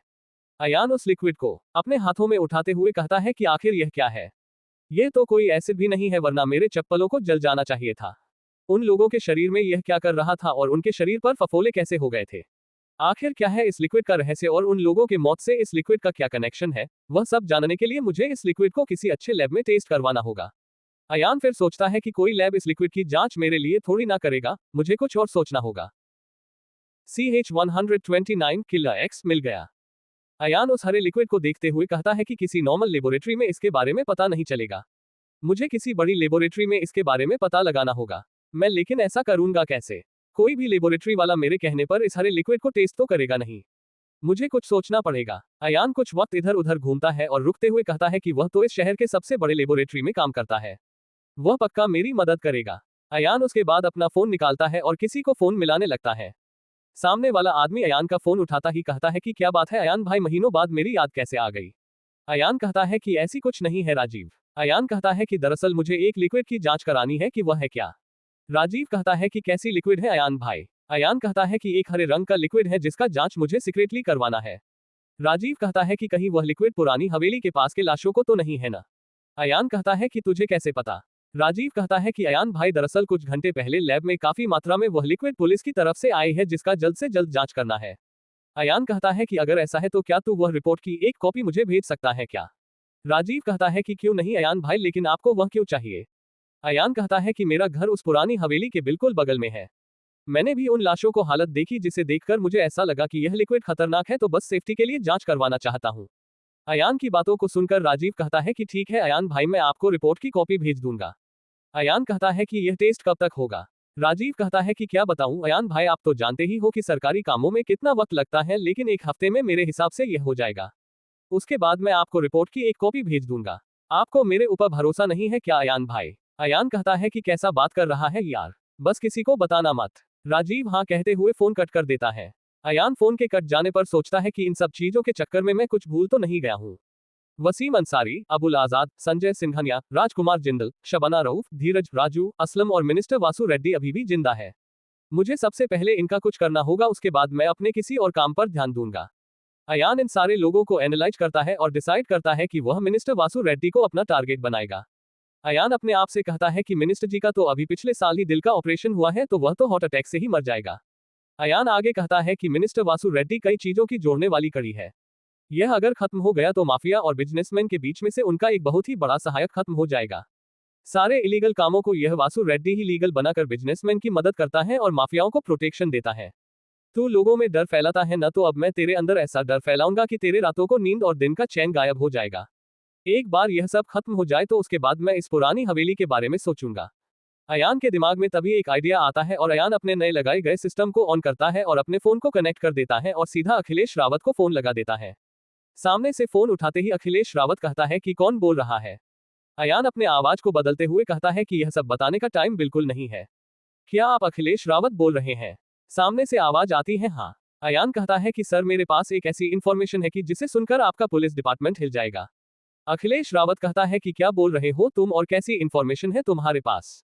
अयान कहता है कि सर वह किलर एक्स नाम का जो आदमी था ना सर, मुझे उसका ठिकाना मिल गया है। किलर एक्स का नाम सुनकर अखिलेश रावत शॉक होते हुए कहता है कि क्या तुम्हारी यह इंफॉर्मेशन सही है। अयान कहता है कि बिल्कुल सर, लेकिन उसके साथ बहुत सारे लोग हैं जो लगभग 10 से 15 होंगे। अखिलेश रावत कहता है कि तुम कहां से बोल रहे हो। जैसे ही अखिलेश रावत ये पूछता है उससे पहले ही अयान फोन काट देता है। अखिलेश रावत जानता था कि किलर एक्स एक बहुत ही बड़ा मुजरिम है जो सालों से पुलिस के पकड़ में नहीं आया। अखिलेश रावत जानता था कि अगर वह किलर एक्स को पकड़ लेगा तो उसे आगे चलकर काफी फायदा होने वाला था। अखिलेश रावत जल्दी से एक मीटिंग बुलाता है और कहता है कि किलर एक्स मिल गया। उसके बाद वह लगभग 50 पुलिस वालों की एक टुकड़ी को पुरानी हवेली की तरफ रवाना कर देता है। अखिलेश रावत अपने आप से कहता है कि इसी के साथ उस भूतिया हवेली का राज भी आज खत्म हो जाएगा। अयान भी अब यही सोच रहा था कि अब इस हवेली के सारे राज बाहर आ जाएंगे और मुझे कुछ करना भी नहीं होगा, क्योंकि किलर एक्स को माफिया भी ढूंढना चाहते हैं। पुलिस तो कुत्ते की तरह इस हवेली में घुसकर सारे राज खोल देगी। अयान चाहता था कि वह भी यह सब नजारा अपनी आंखों से देखना चाहता था, इसलिए अयान उन मच्छर की तरह दिखने वाले नैनो बोट्स में से एक को बाहर निकलता है और पुलिस वालों के आने का इंतजार करने लगता है। CH-130 लाशों का ढेर। अयान देखता है कि कुछ ही देर में कई पुलिस वैन पुरानी हवेली के सामने आकर खड़ी हो जाती है और उसमें से काफी सारे लोग बाहर निकल आते हैं। अयान के मुताबिक पुलिस वालों की संख्या लगभग 50 से ऊपर ही थी। सारे पुलिस वाले धीरे धीरे पुरानी हवेली के अंदर घुसने लगते हैं और उसे आगे से घेर लेते हैं। चूंकि वह हवेली इतनी ज्यादा बड़ी थी कि उसे हर तरफ से घेरने के लिए मुंबई की पूरी पुलिस फोर्स की जरूरत पड़ने वाली थी, जो फिलहाल एक इम्पॉसिबल काम था। अयान अपने सिस्टम के सामने बैठ जाता है और एक नैनो बॉट मच्छर को वहां उन पुलिस वालों के पीछे भेज देता है। अयान उस मच्छर को उस आदमी के पास रखता है जो इन पुलिस वालों का हेड था। वह आदमी अपने हाथ में गन लिए हुए धीरे धीरे उस हवेली के अंदर जाने के लिए दरवाजे के पास पहुंच जाते हैं। उस दरवाजे को देखकर उसके बगल का एक पुलिस वाला कहता है कि सर, इस दरवाजे पर लगे हुए ताले और मकड़ियों के जाले को देखकर ऐसा लगता है कि इस दरवाजे को सालों से खोला ही नहीं गया होगा। वह आदमी कहता है कि तुम लोग आसपास ढूंढो, कहीं तो अंदर जाने का रास्ता होगा। उसकी बात सुनने के बाद सारे लोग इधर उधर के खिड़की को देखने लगते हैं और कुछ देर के बाद एक हवलदार चिल्लाते हुए कहता है कि सर, यहाँ एक खिड़की खुली हुई है। उसके बाद सारे लोग उस खिड़की तक पहुंचते हैं और उनका हेड कहता है कि अखिलेश सर का ऑर्डर है कि हमें बिना कोई आवाज किए हुए अंदर जाना है और किलर एक्स को जिंदा पकड़ना है। हमें अपने सारे काम को सावधानी से करना है ताकि किलर एक्स भाग न जाए। उस आदमी की बातों को सुनकर बाकी सारे लोग हाँ में अपना सिर हिलाते हैं और एक एक करके उस खिड़की के जरिए हवेली के अंदर दाखिल हो जाते हैं। अयान भी अपने मच्छर को उस खिड़की से अंदर ले जाने लगता है, लेकिन खिड़की के पास पहुंचते ही अयान का उस मच्छर जैसे दिखने वाले नैनोबॉट से कनेक्शन टूटने लगता है। अयान जल्दी से उस मच्छर को पीछे लाता है और फिर से उसका कनेक्शन ठीक हो जाता है। अयान अपने आप से कहता है कि यह क्या हुआ, ये नैनोबॉट तो अंदर जाने पर कनेक्शन क्यों लूज कर रहा है। अयान एक बार फिर से उस मच्छर को अंदर ले जाने की कोशिश करता है, लेकिन फिर से वही होता है। अयान अपने सिस्टम को चेक करता है, ये कंफर्म करने के लिए कहीं उसके सिस्टम में ही तो कोई खराबी नहीं है ना। अयान कुछ देर तक इधर उधर सब चेक करने के बाद कहता है कि मेरा सिस्टम तो परफेक्ट है, लेकिन कहीं उस हवेली में तो कुछ ऐसा नहीं है जो मेरे नैनोबॉट को अंदर नहीं जाने दे रही है। अयान उसके बाद हवेली के हर तरफ से घुसने की कोशिश करता है, लेकिन हर तरफ वही हाल था। अयान को अब यकीन हो गया था कि उस हवेली में ही कुछ है। अयान आखिरकार हार मान जाता है और अपने नैनोबॉट को वहीं दूर एक पेड़ के पत्ते पर फिक्स कर देता है, ताकि वह हर समय उस जगह पर नजर रख सके जहां से पुलिस वाले उस हवेली में घुसे थे। अयान अगले आधे घंटे तक उनका इंतजार करता है, लेकिन अयान को कोई भी मूवमेंट पता नहीं चलती। अगले और आधे घंटे तक अयान को कुछ भी पता नहीं चला। अयान 1 घंटा और इंतजार करता है, लेकिन इसके हाथ कुछ नहीं लगता। अयान परेशान होकर उस नैनोबॉट मच्छर को वहीं छोड़ देता है और अपने काम में बिजी हो जाता है। अयान ये सोच रहा था कि इतने सारे सॉफ्टवेयर को इतने कम समय में वह डिजाइन कैसे करेगा। अयान अपने आप से कहता है कि मुझे एक आर्टिफिशियल इंटेलिजेंस बनाने की कोशिश करनी चाहिए। वैसे बनाना तो काफी मुश्किल होगा, लेकिन 2 महीने के आसपास में शायद मैं इसे तैयार कर दूं। एक बार यह आर्टिफिशियल इंटेलिजेंस बन गया तो इन सारे सॉफ्टवेयर को डिजाइन करने में मुझे 1 हफ्ते से भी कम का समय लगेगा। अयान फिर अपने आप से कहता है कि लेकिन अगर नहीं बना तो। अयान फिर कहता है कि कैसे नहीं बनेगा, मुझे काम शुरू करना चाहिए। अयान उसके बाद अपने काम में बिजी हो जाता है। लगभग रात के वक्त अयान आज का काम पूरा करके उठता है और अपने शरीर को इधर उधर घुमाते हुए कहता है कि अगली बार से बीच बीच में मैं ब्रेक ले लिया करूंगा, वरना मेरा शरीर खराब हो जाएगा। अयान फिर अपने घर से बाहर निकलकर टहलने के लिए जाने लगता है। तभी अयान देखता है कि काफी सारे लोग भागकर कहीं जा रहे थे। अयान भी उन लोगों के पीछे जाने लगता है। कुछ ही देर में अयान उस पुरानी हवेली के पीछे पहुंच गया था। अयान को वहां काफी ज्यादा भीड़ दिख रही थी। लगभग सैकड़ों लोगों ने एक बड़े एरिया को घेर रखा था। अयान काफी मुश्किल से भीड़ को चीरते हुए अंदर घुस पाया था। अंदर पहुंचते ही अयान ने जो देखा था उसे देखकर उसका मुंह खुला का खुला ही रह गया था। उस जगह पर एक बहुत ही बड़ा ढेर लगा हुआ था, लाशों का ढेर। अयान काफी मुश्किल से बोल पाया था कि क्या है ये लाशों का ढेर उन्हीं पुलिस वालों की थी जो पुरानी हवेली में घुसे थे। सबसे ऊपर लाश उन पुलिस वालों के हेड की थी जो उन लोगों को ऑर्डर दे रहा था। सारे लाशों का वही हाल था जो बाकी पुरानी लाशों का था। उनके भी शरीर पर फफोले पड़ गए थे और उनमें से वह हरा लिक्विड बहे जा रहा था। उनके पुलिस यूनिफॉर्म को देखकर ऐसा लग रहा था जैसे किसी जानवर ने उन्हें अपने पंजों से फाड़कर चीर डाला हो। अयान अपने आप से कहता है कि क्या चल रहा है इस हवेली में, मुझे जाकर इस हवेली के इतिहास के बारे में पता लगाना चाहिए। CH-131 Akhilesh Rawat is suspended. उन लाशों के ढेर को देखने के बाद अयान डिसाइड करता है कि वह सबसे पहले जाकर इस हवेली के इतिहास का पता लगाएगा। अयान वहां से निकलने ही वाला होता है कि वहां पर पुलिस की कई गाड़ियां पहुंच जाती हैं। उन गाड़ियों में से एक से अखिलेश रावत खुद उतरता है और उस भीड़ की तरफ बढ़ने लगता है। भीड़ को चीरते हुए जब अखिलेश रावत लाशों के उस ढेर के पास पहुंचता है तो शौक से उसका मुंह खुला ही रह जाता है। अखिलेश रावत अपने गॉगल्स को उतार कर कहता है कि यह कैसे हो गया। दरअसल उन लोगों के अंदर जाते ही अखिलेश रावत से उनका सारा संपर्क टूट गया था, जिससे अखिलेश रावत परेशान हो गया था। जब रावत को इस घटना के बारे में पता चला तो वह अपना सारा काम छोड़कर वहां पहुंच गया। वहां के नजारे को देखकर अखिलेश रावत कहता है कि इतने पुलिस वालों की मौत की जिम्मेदारी मुझ पर आ जाएगी। सारे लोग मुझे ही इन पुलिस वालों की मौत का जिम्मेदार ठहराएंगे। मुझे तो ऐसा लगता है कि बहुत जल्द मेरी नौकरी चली जाएगी। अखिलेश रावत जानता था कि उसी की गलती की वजह से इतने सारे पुलिस वालों की जान चली गई है। अखिलेश रावत यह सब सोच ही रहा था कि बहुत सारे मीडिया वाले वहां पहुंच जाते हैं और अखिलेश रावत को हर तरफ से घेर लेते हैं, सवाल पूछने लगते हैं। कोई पूछ रहा था कि इतने पुलिस वालों की जान चली गई है तो आप इस पर क्या कहना चाहेंगे। कोई पूछ रहा था कि क्या यह आपके पुलिस डिपार्टमेंट की कोई चाल थी। कोई पूछ रहा था कि इस भूतिया हवेली में इतने सारे पुलिस वाले क्या करने गए थे। कोई पूछ रहा था कि इसने पुलिस वालों की मौत की जिम्मेदारी कौन लेगा। सारे सवालों से परेशान होकर अखिलेश रावत चिल्लाते हुए कहता है कि शांत हो जाओ। सारे मीडिया वाले शांत हो जाते हैं और अखिलेश रावत कहता है कि मैं बताता हूं। अखिलेश रावत आगे कहता है कि दरअसल हमें खबर मिली थी कि एक मोस्ट वांटेड साइको किलर जिसका नाम किलर एक्स है वह इसी हवेली को अपना अड्डा बनाकर यहाँ छुपा हुआ है। हमें इसके बारे में जब पता चला तब हमने अपनी एक बड़ी टीम यहाँ भेजी ताकि किलर एक्स हमसे बचकर भाग न सके। तभी एक रिपोर्टर पूछता है कि तब ये लोग मारे कैसे गए। अखिलेश रावत कहता है कि जब इसके बारे में हमें पता चलेगा तब आपको बता दिया जाएगा। एक लड़की रिपोर्टर पूछती है कि क्या इस खून खराबे के पीछे किलर एक्स नाम का वह किलर है जिसने अंडरवर्ल्ड के एक बड़े नाम जाफर को मार दिया था। अखिलेश रावत कहता है कि शायद ऐसा हो सकता है। अखिलेश रावत अभी अपनी बात पूरी भी नहीं कर पाया था कि एक पुलिस वाला उसके पास आता है और उसे फोन देते हुए कहता है कि सर आपको हेडक्वार्टर बुलाया गया है। ये बात सुनते ही अखिलेश रावत के सर से पसीना बहना शुरू हो जाता है। अखिलेश रावत वह फोन लेता है और सामने वाले की बात सुनकर कहता है कि मैं 10 मिनट में हेडक्वार्टर पहुंचता हूं सर। उसके बाद अखिलेश रावत फोन काट देता है। अखिलेश रावत के साथ आए सारे पुलिस वाले मीडिया वालों को साइड करते हैं और अखिलेश रावत वापस अपनी गाड़ी में बैठकर हेडक्वार्टर की तरफ रवाना हो जाता है। अयान भी उसके बाद वापस अपने घर आ जाता है और सो जाता है। कुछ वक्त के बाद बहुत सारी एम्बुलेंस आती है और उन सारी लाशों को उठाकर ले जाती है। लगभग 20 मिनट में अखिलेश रावत हेडक्वार्टर पहुंच जाता है, जहां काफी सारे सीनियर मोस्ट ऑफिसर उसका इंतजार कर रहे थे। अखिलेश रावत के वहां पहुंचते ही सबसे सीनियर ऑफिसर कहता है कि यह सब क्या है मिस्टर अखिलेश रावत। अखिलेश रावत अपने सर पर आ रहे पसीने को पोंछते हुए कहता है कि सर मुझे खबर मिली थी कि मोस्ट वांटेड किलर एक्स के वहां छुपे होने की खबर मिली थी। वह ऑफिसर कहता है कि अगर तुम्हें खबर मिली थी तो इतने सारे पुलिस वालों को एक साथ वहां भेजने की क्या जरूरत थी। अखिलेश रावत कहता है कि क्योंकि वह हवेली बहुत ही ज्यादा बड़ी थी तो मुझे लगा कि पुलिस को आते हुए देखकर कहीं वो भाग ना जाए। एक दूसरा ऑफिसर कहता है कि आपको किसने कहा था कि किलर एक्स नाम का किलर वहां छुपा हुआ है। अखिलेश रावत कहता है कि यह तो मुझे नहीं पता। वह ऑफिसर चिल्लाते हुए कहता है कि किसी को बिना जाने ही उसके बातों पर भरोसा करते हुए तुमने 50 से भी ज्यादा पुलिस वालों की जान की बलि चढ़ा दी है। अब तुम बताओ कि हम सरकार को क्या जवाब दें। अखिलेश रावत कहता है कि मुझे ऐसा लगता है कि इन सारे पुलिस वालों को किलर एक्स ने ही मारा है। मुझे तो ऐसा लगता है कि यह किलर अभी भी उस हवेली में मौजूद है। हमें और फोर्स लेकर जाना चाहिए और उसे गिरफ्तार कर लेना चाहिए। पहले वाला ऑफिसर चिल्लाते हुए कहता है कि क्या बकवास कर रहे हो तुम। अभी हमारे 50 से भी ज्यादा पुलिस वाले मार गए हैं और तुम चाहते हो कि हम और भी पुलिस वालों को बलि चढ़ा दें। वह आदमी अखिलेश रावत की तरफ एक कागज बढ़ते हुए कहता है कि अगले आदेश तक तुम्हें सस्पेंड किया जाता है। अखिलेश रावत वह कागज उठाता है और पढ़ता है और रहम की आवाज में कहता है कि इसमें मेरी कोई गलती नहीं है। जब वह लोग उस हवेली के अंदर घुसे उसके बाद से हमारा उनसे कोई कांटेक्ट नहीं हुआ तो हम क्या कर सकते थे। ऑफिसर कहता है कि तुम अगर उस वक्त थोड़ी और पुलिस ऑफिसर को वहां भेजते तो शायद हम इतने पुलिस ऑफिसर को बचा सकते थे।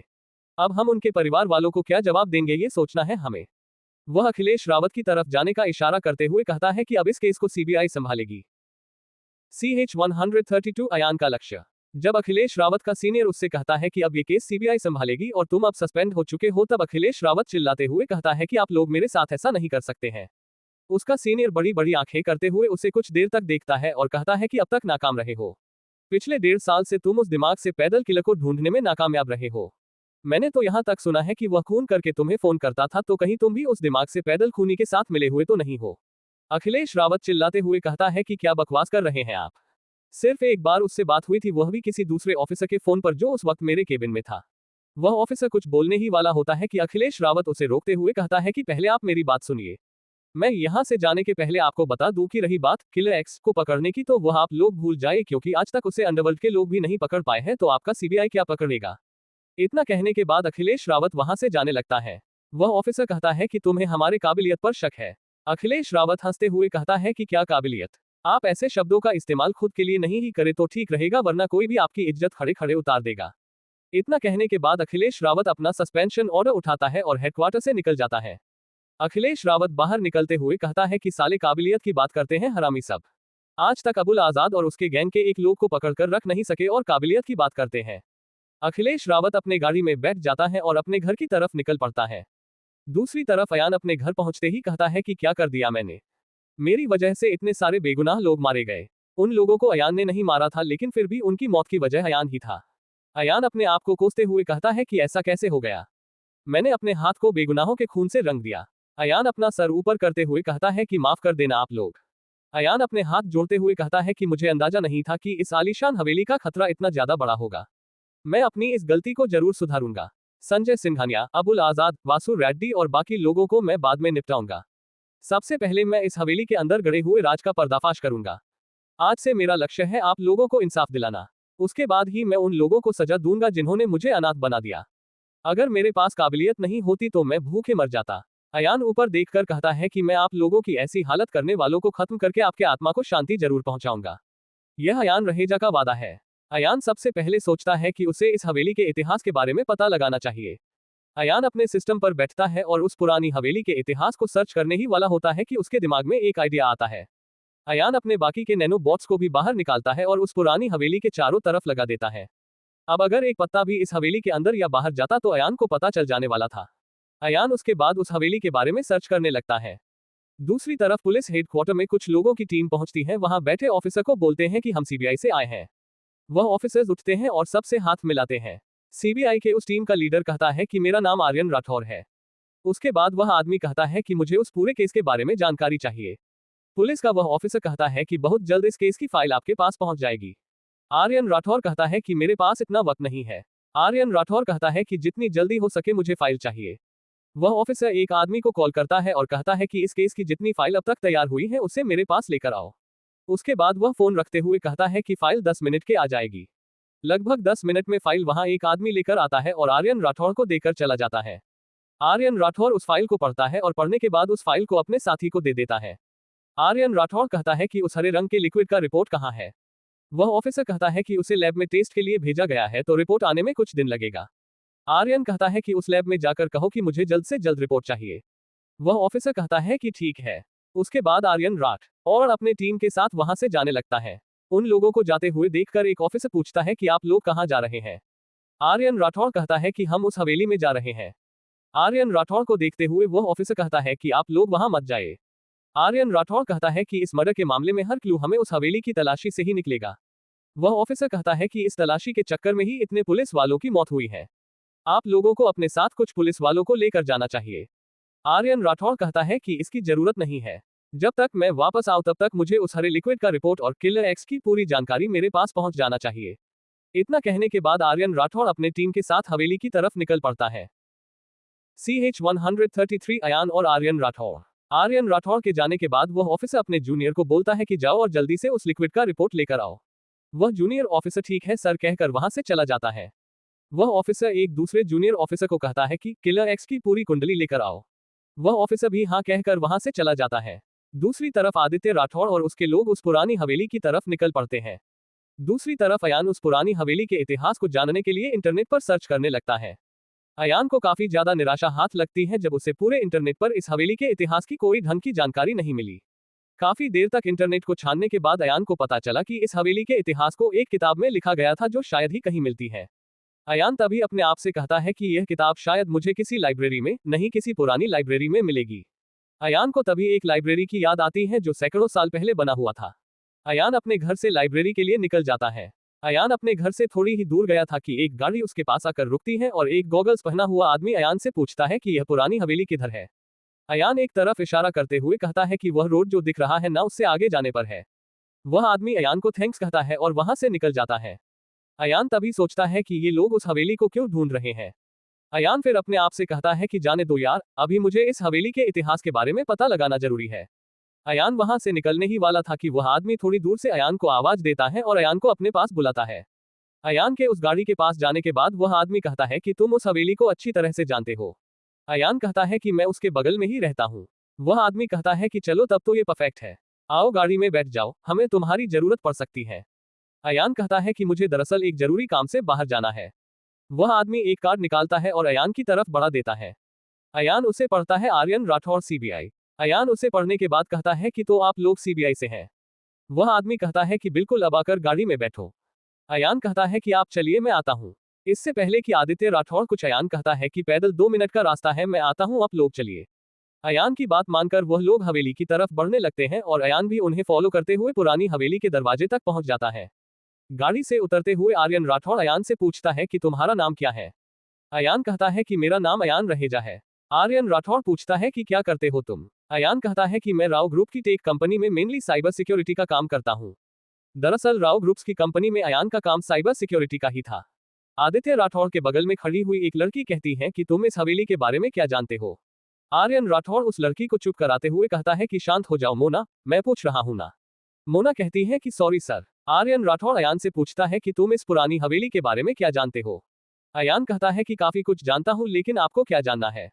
आर्यन राठौर कहता है कि तुम मुझे इस हवेली के बारे में बताओ। अयान कहता है कि यह हवेली सैकड़ों साल पहले बनी थी। इस हवेली में जाने के 5 रास्ते यानी कि गेट है। आपके सामने जो गेट है वह सबसे बड़ा है और खुला हुआ है, बाकी सारे गेट बंद है। आर्यन राठौर कहता है कि बाहर नहीं, मुझे इस हवेली के अंदर के बारे में बताओ। अयान कहता है कि इस हवेली के अंदर लगभग जंगल ही है। आर्यन राठौर कहता है कि मुझे हवेली के अंदरूनी हिस्से के बारे में जानना है। अयान कहता है कि इसके बारे में मुझे नहीं पता क्योंकि मैं कभी भी इस दरवाजे से अंदर नहीं गया। आर्यन राठौर पूछता है कि क्यों नहीं गए। अयान कहता है कि जो भी जाता है वो मारा जाता है। मुझे फिलहाल मरने का कोई शौक नहीं है। आर्यन राठौड़ पूछता है कि यहाँ हो रहे मर्डर के बारे में तुम क्या जानते हो। अयान कहता है कि बोला ना कि जो कोई भी अंदर जाता है उसकी अगले दिन लाश मिलती है। आर्यन राठौड़ कहता है कि तुमने लाशें देखी है। अयान कहता है कि देखी है, जो काफी ज्यादा खतरनाक स्थिति में थी। आर्यन राठौड़ कहता है कि कैसी स्थिति में थी। अयान कहता है कि सारे लोगों के शरीर के कपड़े फाड़ दिए गए थे और उनके पूरे शरीर पर फफोले हो गए थे जिसमें से हरे रंग की लिक्विड बह रही थी। आदित्य राठौड़ को देखते हुए अयान कहता है कि मुझे जाने दीजिए क्योंकि मुझे एक बहुत ही जरूरी काम है। अयान की बात सुनकर आदित्य राठौड़ कहता है कि बस 2 और सवाल का जवाब दो, उसके बाद तुम जा सकते हो। अयान कहता है कि जल्दी पूछिए। आर्यन राठौड़ कहता है कि मेरा पहला सवाल है कि क्या तुम जानते हो कि इस हवेली का मालिक कौन है। अयान कहता है कि इस हवेली का मालिक राजकुमार जिंदल है। आर्यन राठौड़ कहता है कि मेरा दूसरा सवाल है कि तुम किलर एक्स नाम के किसी साइको किलर को जानते हो क्या। आर्यन राठौड़ की बात को सुनकर अयान तो पहले शॉक हो गया, लेकिन अपने आप को शांत रखते हुए कहता है कि 1-1.5 साल पहले इसके बारे में न्यूज़पेपर में पढ़ा था। आर्यन राठौड़ कहता है कि तुम और भी कुछ इस किले के बारे में जानते हो क्या। CH-134 हवेलियों का बादशाह। आर्यन राठौड़ की बातों को सुनकर अयान कहता है कि नहीं पता। आर्यन राठौड़ कहता है कि अब तुम यहां से जा सकते हो। अयान थैंक्स कहता है और वहां से लाइब्रेरी की तरफ निकल पड़ता है। अयान के जाने के बाद मोना कहती है कि मुझे तो इस लड़के पर ही शक हो रहा है। आर्यन राठौड़ मोना की तरफ देखते हुए कहता है कि तुम्हें हर केस में ऐसा ही लगता है, लेकिन आखिर में कोई और ही अपराधी निकलता है। मोना कुछ बोलने ही वाली थी, लेकिन आर्यन राठौड़ उसे रोक देता है और अपने साथियों की तरफ देखते हुए कहता है कि चलो अंदर। आर्यन राठौड़ के इतना कहते ही सारे लोग अपनी हथियार निकाल लेते हैं और उस हवेली में घुस जाते हैं। वह लोग भी उसी खिड़की से अंदर घुसते हैं जहां से वह पुलिस वाले घुसे थे। मोना अंदर जाते वक्त कहती है कि यहां से निकलने के बाद मैं ये प्रूव कर दूंगी कि वह अयान नाम के लड़के का इन सब से जरूर कुछ लेना देना है। आर्यन राठौड़ कहता है कि ठीक है, मेरी माँ पहले अंदर का काम निपटा ले, उसके बाद हम उस लड़के को देख लेंगे। उसके बाद सारे लोग अंदर चले जाते हैं। दूसरी तरफ अयान भी एक बहुत ही पुराने लाइब्रेरी के पास पहुंच गया था। वह लाइब्रेरी काफी ज्यादा पुराना था और यहाँ काफी मुश्किल से ही कोई आता था। वहां पर कभी कभार ही कोई आता था, इसलिए वहां कोई रहता नहीं था। अयान उस लाइब्रेरी में घुसता है और देखता है कि उस लाइब्रेरी में मौजूद किताबों पर धूल की एक मोटी परत जमी हुई है। तभी अयान को दूर कुर्सी पर बैठे हुए एक आदमी दिखता है और अयान उसके पास पहुंच जाता है। वह आदमी 50 से 55 साल की उम्र का था और वह एक किताब पढ़ रहा था। अयान की आवाज सुनकर वह आदमी अपना सर उठाता है और अयान को ऊपर से नीचे तक देखने लगता है। वह आदमी कहता है कि कहो क्या चाहिए तुम्हें। अयान कहता है कि आप कौन है अंकल। वह आदमी कहता है कि मैं इस पुराने लाइब्रेरी का लाइब्रेरियन हूँ।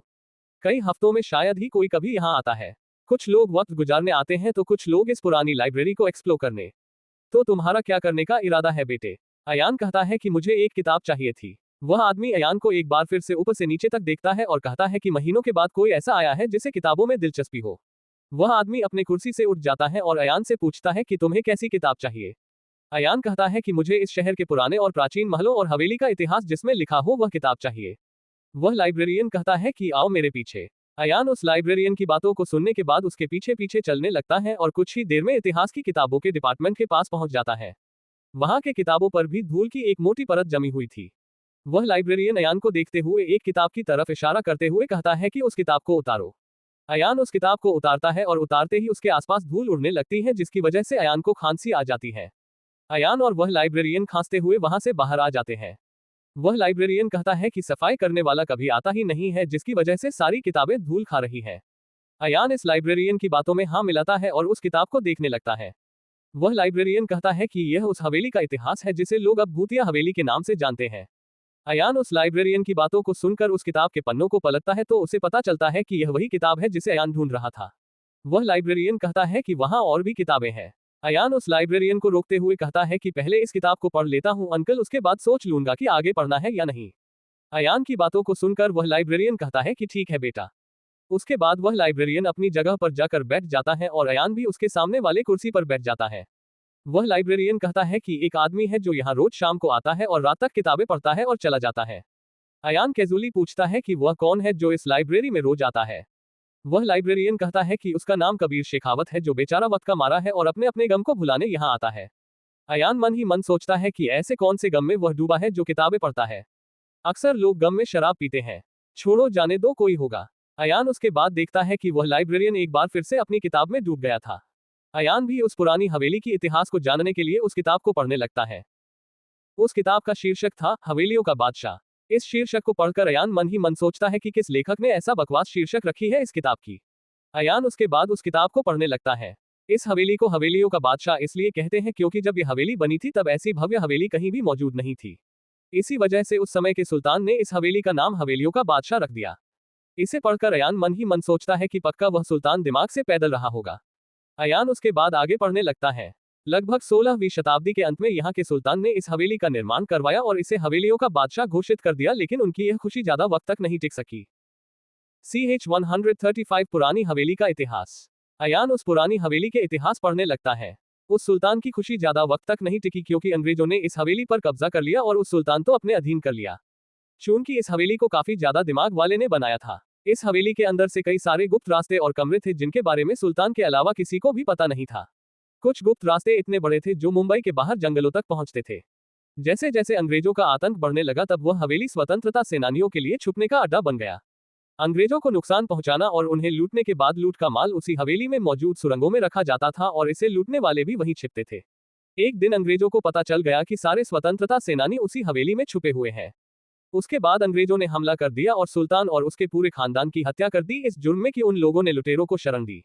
उन लुटेरों की भी हत्या कर दी और सारे लूटे हुए माल को वापस ले गए। उस हवेली को अंग्रेजों ने उसे सौंप दिया जिसने उनकी मदद की थी। अंग्रेजों के जाने के कई साल बाद उस आदमी की एक दर्दनाक मौत हो गई और उसकी लाश एक पेड़ पर लटकी हुई मिली। धीरे धीरे उसके परिवार के कई मारे गए जिसके बाद उन लोगों ने उस हवेली को छोड़ दिया और वहां भूत प्रेत होने की बातें फैल गई। लोगों ने यह मान लिया कि जिस सुल्तान के परिवार की हत्या हुई थी वह लोग भूत प्रेत में बदल गए और उस परिवार से बदला लेने लगे जिनकी वजह से उन लोगों मौत हुई थी। वक्त के साथ यह खौफ बढ़ने लगा और वह हवेलियों का बादशाह अब एक भूतिया हवेली में बदल गया। उस हवेली के बारे में कुछ बातें और पता है कि कोई भी जब इस हवेली में घुसता है तो उसकी मौत हो जाती है और अगले दिन उसकी लाश ही मिलती है। इसी वजह से लोगों ने उस हवेली से दूरी बना ली और वह हवेलियों का बादशाह अब एक भूतिया हवेली बनकर रह गया। इतना पढ़ने के बाद अयान उस किताब को अगले कई घंटों तक खंगालता है, लेकिन अयान के हाथ कुछ और नहीं लगता। अयान उसके बाद वह किताब लाइब्रेरियन को देकर उस लाइब्रेरी से निकल जाता है। अयान बाहर निकलता है और एक ऑटो लेकर वापस अपने घर की तरफ रवाना हो जाता है। अयान रास्ते भर यही सोच रहा था कि आखिर अचानक उस हवेली में मौतें कैसे शुरू हो गई। आखिर ऐसा क्या है उस हवेली में जिसकी वजह से वहां जो कोई भी जाता है वह मारा जाता है। पहले जो मौतें होती थी उनमें कहीं से भी ये हरे रंग का लिक्विड नहीं निकलता था और बीच के कई सालों में उस हवेली में कोई मौत क्यों नहीं हुई। ये सब अनुष्का के बॉडीगार्ड्स के मौत के साथ शुरू हुआ है। अयान को तभी याद आता है कि अनुष्का के बॉडीगार्ड्स के सिर्फ कपड़े फटे हुए थे, लेकिन उनके शरीर पर ना ही कोई फफोला हुआ था और ना ही उनके शरीर से यह हरा रंग का लिक्विड निकल रहा था। अब अयान को उन लोगों की याद आती है जो उस हवेली को साफ करने आए थे।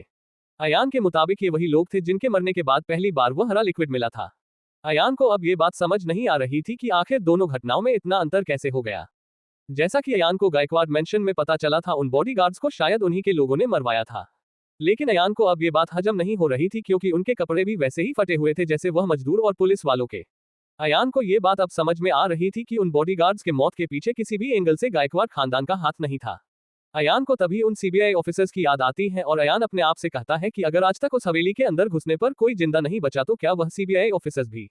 अयान अभी अपनी बातों को पूरा भी नहीं कर पाया था कि वह ऑटो वाला कहता है कि साहब मैं इसके आगे नहीं जा पाऊंगा। अयान कहता है ऐसा क्यों? वह ऑटो ड्राइवर कहता है कि उधर वह पुरानी हवेली है ना। अयान कहता है कि क्या वह पुरानी हवेली तुम्हें खा जाएगी? वह ऑटो ड्राइवर कहता है कि मेरी बात को समझिए ना साहेब। अयान उस ऑटो से उतरता है और पैसे उसके मुंह पर मारकर अपने घर की तरफ निकल पड़ता है। अयान रास्ते में से ही वरुण गायकवाड़ को फोन लगाता है और उसके फोन उठाते ही अयान पूछता है कि मेरे घर के बगल में जो हवेली है उसके सामने आपके जो लोग मारे गए थे क्या उन्हें आपने मरवाया था? अयान की बातों को सुनकर वरुण गायकवाड़ कहता है कि बिल्कुल नहीं, भला मैं अपने ही लोगों को क्यों मरवाऊंगा। अयान कहता है कि लेकिन उस दिन आपकी बेटी के शब्दों से तो ऐसा ही लग रहा था। वरुण गायकवाड़ कहता है कि दरअसल मुझे भी अब तक इस बात का पता नहीं चला है कि आखिर मेरे लोग मारे कैसे गए। उसके बाद वरुण गायकवाड़ कहता है कि वैसे तुम ये क्यों पूछ रहे हो? अयान कहता है कि यहाँ उस दिन के बाद लगभग 60 से 70 लाशें मिल चुकी हैं जिनमें से 50 से 60 लाश पुलिस वालों की थी। वरुण गायकवाड़ कहता है कि तुम्हारा मतलब है कि यह सब मर्डर हमने करवाए हैं। अयान कहता है कि मैं ऐसा नहीं कह रहा हूं क्योंकि अगर ऐसे ही चलता रहा तो मेरे जान को भी खतरा हो सकता है कि क्योंकि मेरा घर तो इस हवेली के बिल्कुल बगल में है। वरुण गायकवाड़ कहता है कि क्या बोल रहे हो तुम? CH 136 CBI chief Maninder Singh Jogiyal. जब अयान वरुण गायकवाड़ को यह बताता है इसकी जान को खतरा हो सकता है। वरुण गायकवाड़ चिंता जाहिर करते हुए कहता है कि अगर ऐसा है तो मैं तुम्हारे सिक्योरिटी के लिए भेजता हूं। अयान कहता है कि इसकी जरूरत नहीं है। वरुण गायकवाड़ कुछ कहने ही वाला होता है कि अयान उसे कहता है कि अगर आपने ऐसा कुछ किया तो अपने सॉफ्टवेयर को भूल जाना। वरुण गायकवाड़ कहता है कि ठीक है, लेकिन अगर कभी भी कोई जरूरत हो तो मुझे कॉल करना। अयान कहता है कि बिल्कुल क्यों नहीं, आपसे नहीं तो और किससे कहूंगा। अयान इतना कहते ही फोन काट देता है और अपने आप में बड़बड़ाते हुए कहता है कि सिक्योरिटी भेजेगा। काम है तो ऐसा बोल रहा है, वरना मुझे टपका देने से पहले एक बार सोचता भी नहीं। अमीरों का ये घमंड बहुत जल्द तोड़ूंगा मैं। अयान उसके बाद अपने घर की तरफ चलने लगता है और वहां पहुंचते ही देखता है कि उस हवेली के सामने अभी भी उन सीबीआई ऑफिसर्स की गाड़ी खड़ी थी। अयान कुछ देर तक उस गाड़ी को देखता है और अपने आप से कहता है कि शायद ये लोग भी उस हवेली का शिकार हो गए होंगे। अयान को तभी अपने उन नैनो बॉट्स की याद आती है जो उसने उस पूरे हवेली के चारों तरफ लगा रखा था। अयान यहाँ कई घंटों के बाद आया था और सीबीआई ऑफिसर्स की गाड़ी को देखकर अयान को ऐसा लग रहा था जैसे वह लोग अभी भी उस हवेली से बाहर नहीं आए हो। अयान जल्दी से अपने घर में जाता है और अपने सिस्टम पर उसके जाने और वापस आने के बीच का फुटेज देखने लगता है। पूरे फुटेज को गौर से देखने के बाद अयान को सिर्फ उन लोगों के अंदर जाने का पता तो चलता है, लेकिन उनके बाहर आने का बिल्कुल भी पता नहीं चलता। अयान एक बार फिर से उस फुटेज को गौर से देखता है, लेकिन उसे कुछ भी और पता नहीं चलता। अयान उस फुटेज को देखना बंद कर देता है और एक आर्टिफिशियल इंटेलिजेंस को बनाने के काम को शुरू करता है। अगली सुबह जब अयान की नींद खुलती है तब अयान को बाहर फिर से काफी शोर सुनाई देने लगता है। अयान अपने आंखों को मलते हुए उठता है और कहता है कि यहाँ के लोगों को चैन नाम की कोई चीज नहीं है, बस हर वक्त चिल्लम चिल्ली करते रहते हैं। अचानक अयान के दिमाग की बत्ती जलती है और उसकी आंखें बड़ी बड़ी हो जाती है। अयान शौक में कहता है कि कहीं फिर से। अयान अपने शब्दों को पूरा भी नहीं करता है और दौड़ते हुए अपने घर से बाहर आ जाता है। बाहर आते ही अयान को जो नजारा दिखता है उससे अयान का मुंह खुला ही रह जाता है। जिस गाड़ी से सीबीआई के लोग आए थे उसी गाड़ी के छत पर क्रॉस के आकार खंभा गाड़कर उन लोगों की लाशों को बांध रखा था।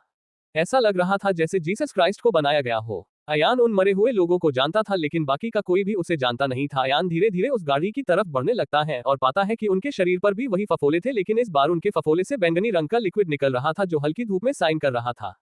तभी वहां पुलिस आ जाती है और लोगों को उस जगह से दूर कर देती है। तभी वहां कई सारी काली रंग की गाड़ियां आकर रुक जाती हैं और एक गाड़ी को सारे गार्ड्स उतरकर घेर लेते हैं। एक गार्ड उस गाड़ी का दरवाजा खोलता है और अंदर से काले रंग का कोट पैंट पहने एक 50 से 60 साल का आदमी उतरता है। उसके उतरते ही सारे गार्ड्स उसे हर तरफ से घेर लेते हैं। उसके बाद सारे लोग उस गाड़ी की तरफ बढ़ने लगते हैं जिसके ऊपर लाशों को टांगा गया था। अयान जिस भीड़ में खड़ा था उसमें से एक आदमी कहता है कि तुम लोगों को पता है क्या ये सीबीआई के चीफ मनिंदर सिंह जोगियाल है। अयान तो ये नाम सुनते ही शौक हो गया था, क्योंकि इस हवेली का मामला अब हद से ज्यादा आगे चला गया है। मनिंदर सिंह जोगियाल इस गाड़ी के पास आता है और उस पर टंगी हुई अपनी लोगों के लाशों को देखकर कहता है कि मुझे जल्द से जल्द हेडक्वार्टर में रिपोर्ट चाहिए। इतना कहने के बाद मनिंदर सिंह जोगियाल वहां से वापस चला जाता है। उसके बाद सारे पुलिस वाले उस लाश को उतारते हैं और वहां से चला जाता है। अयान भी अपने घर पहुंच जाता है और सिस्टम में सारी रिकॉर्डिंग देखने लगता है, लेकिन उसे कुछ भी पता नहीं चलता क्योंकि अयान के सारे नैनोबॉट्स उस हवेली की तरफ से। पूरा फुटेज देखने के बाद अयान को इस बात का विश्वास हो गया था कि इन लोगों की लाश को हवेली से बाहर नहीं लाया गया है। अयान अपने आप से कहता है कि इसका मतलब कि इन लाशों को कहीं और से लाया गया है, शायद उन्हीं सुरंगों की मदद से जिनका इस्तेमाल स्वतंत्रता सेनानी किया करते थे। अयान को समझ में आ रहा था कि इस हवेली में जरूर कुछ बहुत ही ज्यादा खतरनाक चल रहा है। अयान अपने आप से कहता है कि पहले हरा लिक्विड और अब ये बैंगनी रंग का लिक्विड, आखिर चल क्या रहा है। अयान ये सब सोच ही रहा था कि तभी उसके फोन पर किसी का फोन आ जाता है। अयान अपने आप से कहता है कि अब किसे चैन नहीं है इतनी सुबह सुबह। अयान अपना फोन देखता है तो वह अर्जुन राव का था। अयान उस कॉल को उठा लेता है। अयान के फोन उठाते ही अर्जुन राव कहता है कि इतनी दिनों से तुम थे कहाँ और ऑफिस भी नहीं आ रहे हो। अयान कहता है कि दरअसल मैं किडनैप हो गया था। अयान की बातों को सुनकर अर्जुन राव कहता है कि अभी भी नींद में ही हो क्या। CH-137 रक्षित ठाकुर एक नया तूफान। जब अयान अर्जुन राव को कहता है कि वह किडनैप हो गया था तो अर्जुन राव को ऐसा लगता है कि जैसे अयान अभी भी नींद में ही है। इसी सोच के साथ अर्जुन राव अयान को कहता है कि अभी भी नींद में ही हो क्या। अयान कहता है कि ओ सॉरी, दरअसल मेरे घर के बगल में जो हवेली है वहां आए दिन मर्डर हो रहे हैं और लाशें मिलती जा रही है, जिसकी वजह से मेरा दिमाग थोड़ा डिस्टर्ब हो गया था, लेकिन आप चिंता मत कीजिए, आ रहा हूं मैं आज। इससे पहले कि अर्जुन राव कुछ और बोल पाता अयान फोन काट देता है। अर्जुन राव फोन को पकड़ते हुए कहता है कि यह लड़का इस ग्रह का प्राणी नहीं है, शायद एलियंस ने इसकी हरकतों से परेशान होकर इसे यहाँ छोड़ दिया और चले गए। अब जाकर यह हमारे जैसों के लिए सरदर्द होता जा रहा है। क्या करूं मैं इसका। दूसरी तरफ अयान फ्रेश होकर ऑफिस के लिए निकल जाता है। तीसरी तरफ CBI chief Maninder Singh Jogiyal headquarter पहुंच गया था और अपने एक ऑफिसर को कहता है कि मुझे इस केस का पूरी जानकारी चाहिए। वह ऑफिसर कहता है कि सर, मैं जल्द ही लोकल पुलिस स्टेशन से सारी जानकारी मंगवाता हूं। वह ऑफिसर कुछ लोगों को फोन लगाता है और कुछ ही देर के बाद कई पुलिस डिपार्टमेंट के बड़े बड़े नाम वहां जमा हो चुके थे। सारे लोगों के आने के बाद मनिंदर सिंह जोगियाल कहता है कि तुम लोगों को पता भी है कि हमारे डिपार्टमेंट ने क्या खोया है। पुलिस डिपार्टमेंट का हेड लोकेश चौधरी, जो चौधरी खानदान का एक सदस्य था, वह सीबीआई के चीफ के सामने पहुंच गया था। लोकेश चौधरी अपने हाथ को आगे बढ़ाता है और कहता है कि मैं यहाँ के पुलिस डिपार्टमेंट का हेड हूँ। मनिंदर सिंह जोगियाल उसे कहता है कि मुझे इस केस का रिपोर्ट चाहिए। लोकेश चौधरी एक फाइल को मनिंदर सिंह जोगियाल की तरफ बढ़ा देता है। मनिंदर सिंह जोग्याल कहता है कि मुझे ये सब नहीं देखना है, मुझे तुम बताओ कि इस केस की शुरुआत कब और कैसे हुई। तुम लोगों की नाकामी की वजह से मेरे डिपार्टमेंट के बेस्ट ऑफिसर आर्यन राठौड़ मारा गया है। हमारा डिपार्टमेंट किसी भी कीमत पर इस केस को नजरअंदाज नहीं करेगा और जितने लोग भी इसके पीछे हैं उन्हें हम सलाखों के पीछे कर देंगे। मनिंदर सिंह जोग्याल ने इसे इतना ज्यादा चिल्लाकर कहा था कि उसके मुंह से निकले थूक की वजह से लोकेश चौधरी का चेहरा लगभग भर गया था।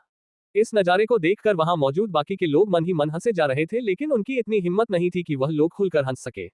अपने चेहरे पर लगे हुए थूक को साफ करते हुए लोकेश चौधरी कहता है कि सिर्फ आपके ही नहीं बल्कि हमारे भी 60 से ऊपर पुलिस वाले मारे गए हैं, फिर भी आपके तो सिर्फ 5 ही मारे गए हैं। लोकेश चौधरी के इस बात को सुनकर मनिंदर सिंह जोग्याल गुस्से से आग बबूला हो गया और उसकी आंखें लाल हो गई जैसे उसकी आंखों में खून उतर आया हो। मनिंदर सिंह जोग्याल एक बार फिर से गरजते हुए कहता है कि तुम अपने पुलिस वालों की तुलना मेरे डिपार्टमेंट के बेस्ट ऑफिसर और उसकी टीम से कर रहे हो। लोकेश चौधरी कुछ बोलने ही वाला होता है कि एक ऑफिसर अंदर आता है और कहता है कि रक्षित सर आ गए हैं। मनिंदर सिंह जोग्याल का गुस्सा शांत हो जाता है और कुछ ही देर में एक हैंडसम सा दिखने वाला कम उम्र का लड़का उस कमरे में हाजिर हो जाता है। मनिंदर सिंह जोग्याल उठता है और वहां से जाते हुए कहता है कि अब इस केस को मेरा एक और होनहार ऑफिसर रक्षित ठाकुर संभालेगा। इतना कहने के बाद मनिंदर सिंह जोग्याल अपने बॉडीगार्ड्स के साथ वहां से निकल जाता है। वह रक्षित ठाकुर नाम का वह हैंडसम लड़का लोकेश चौधरी के पास आते हुए शांति से कहता है कि आप उनकी बातों का बुरा मत मानिए। दरअसल आर्यन उनके लिए उनके बेटे की तरह था, जिसकी इतनी ज्यादा बेरहमी से हत्या हो जाने की वजह से उनके दिमाग पर थोड़ा असर हो गया है। लोकेश चौधरी, जो कुछ वक्त पहले खुद भी गुस्से में आ गया था, वह शांत होते हुए कहता है कि कोई बात नहीं। रक्षित ठाकुर अपना हाथ आगे बढ़ाते हुए कहता है कि मैं रक्षित ठाकुर हूँ। लोकेश चौधरी भी रक्षित ठाकुर से हाथ मिलाते हुए अपने आप को इंट्रोड्यूस करता है और दोनों अपनी अपनी जगह पर बैठ जाते हैं।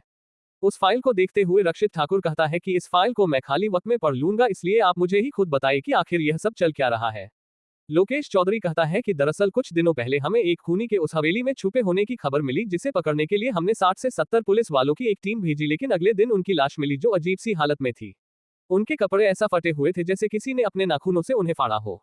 उनके शरीर पर फफोले हो गए थे जिसमें से हरे रंग की लिक्विड निकल रही थी। रक्षित ठाकुर लोकेश चौधरी को रोकते हुए कहता है कि क्या था वह हरे रंग का लिक्विड। लोकेश चौधरी कहता है कि उसे टेस्ट के लिए भेजा है, लेकिन उसका रिपोर्ट अभी तक नहीं आया है। रक्षित ठाकुर लोकेश चौधरी से कहता है कि आगे बताइए। लोकेश चौधरी आगे बोलना शुरू कर देता है। जब आपके लोग उस हवेली में छानबीन करने पहुंचते तो आज सुबह उनकी भी लाश मिली, लेकिन उनके फफोले से बैंगनी रंग की लिक्विड निकल रही थी, जिसे टेस्ट के लिए हमने लैब में भेज दिया है।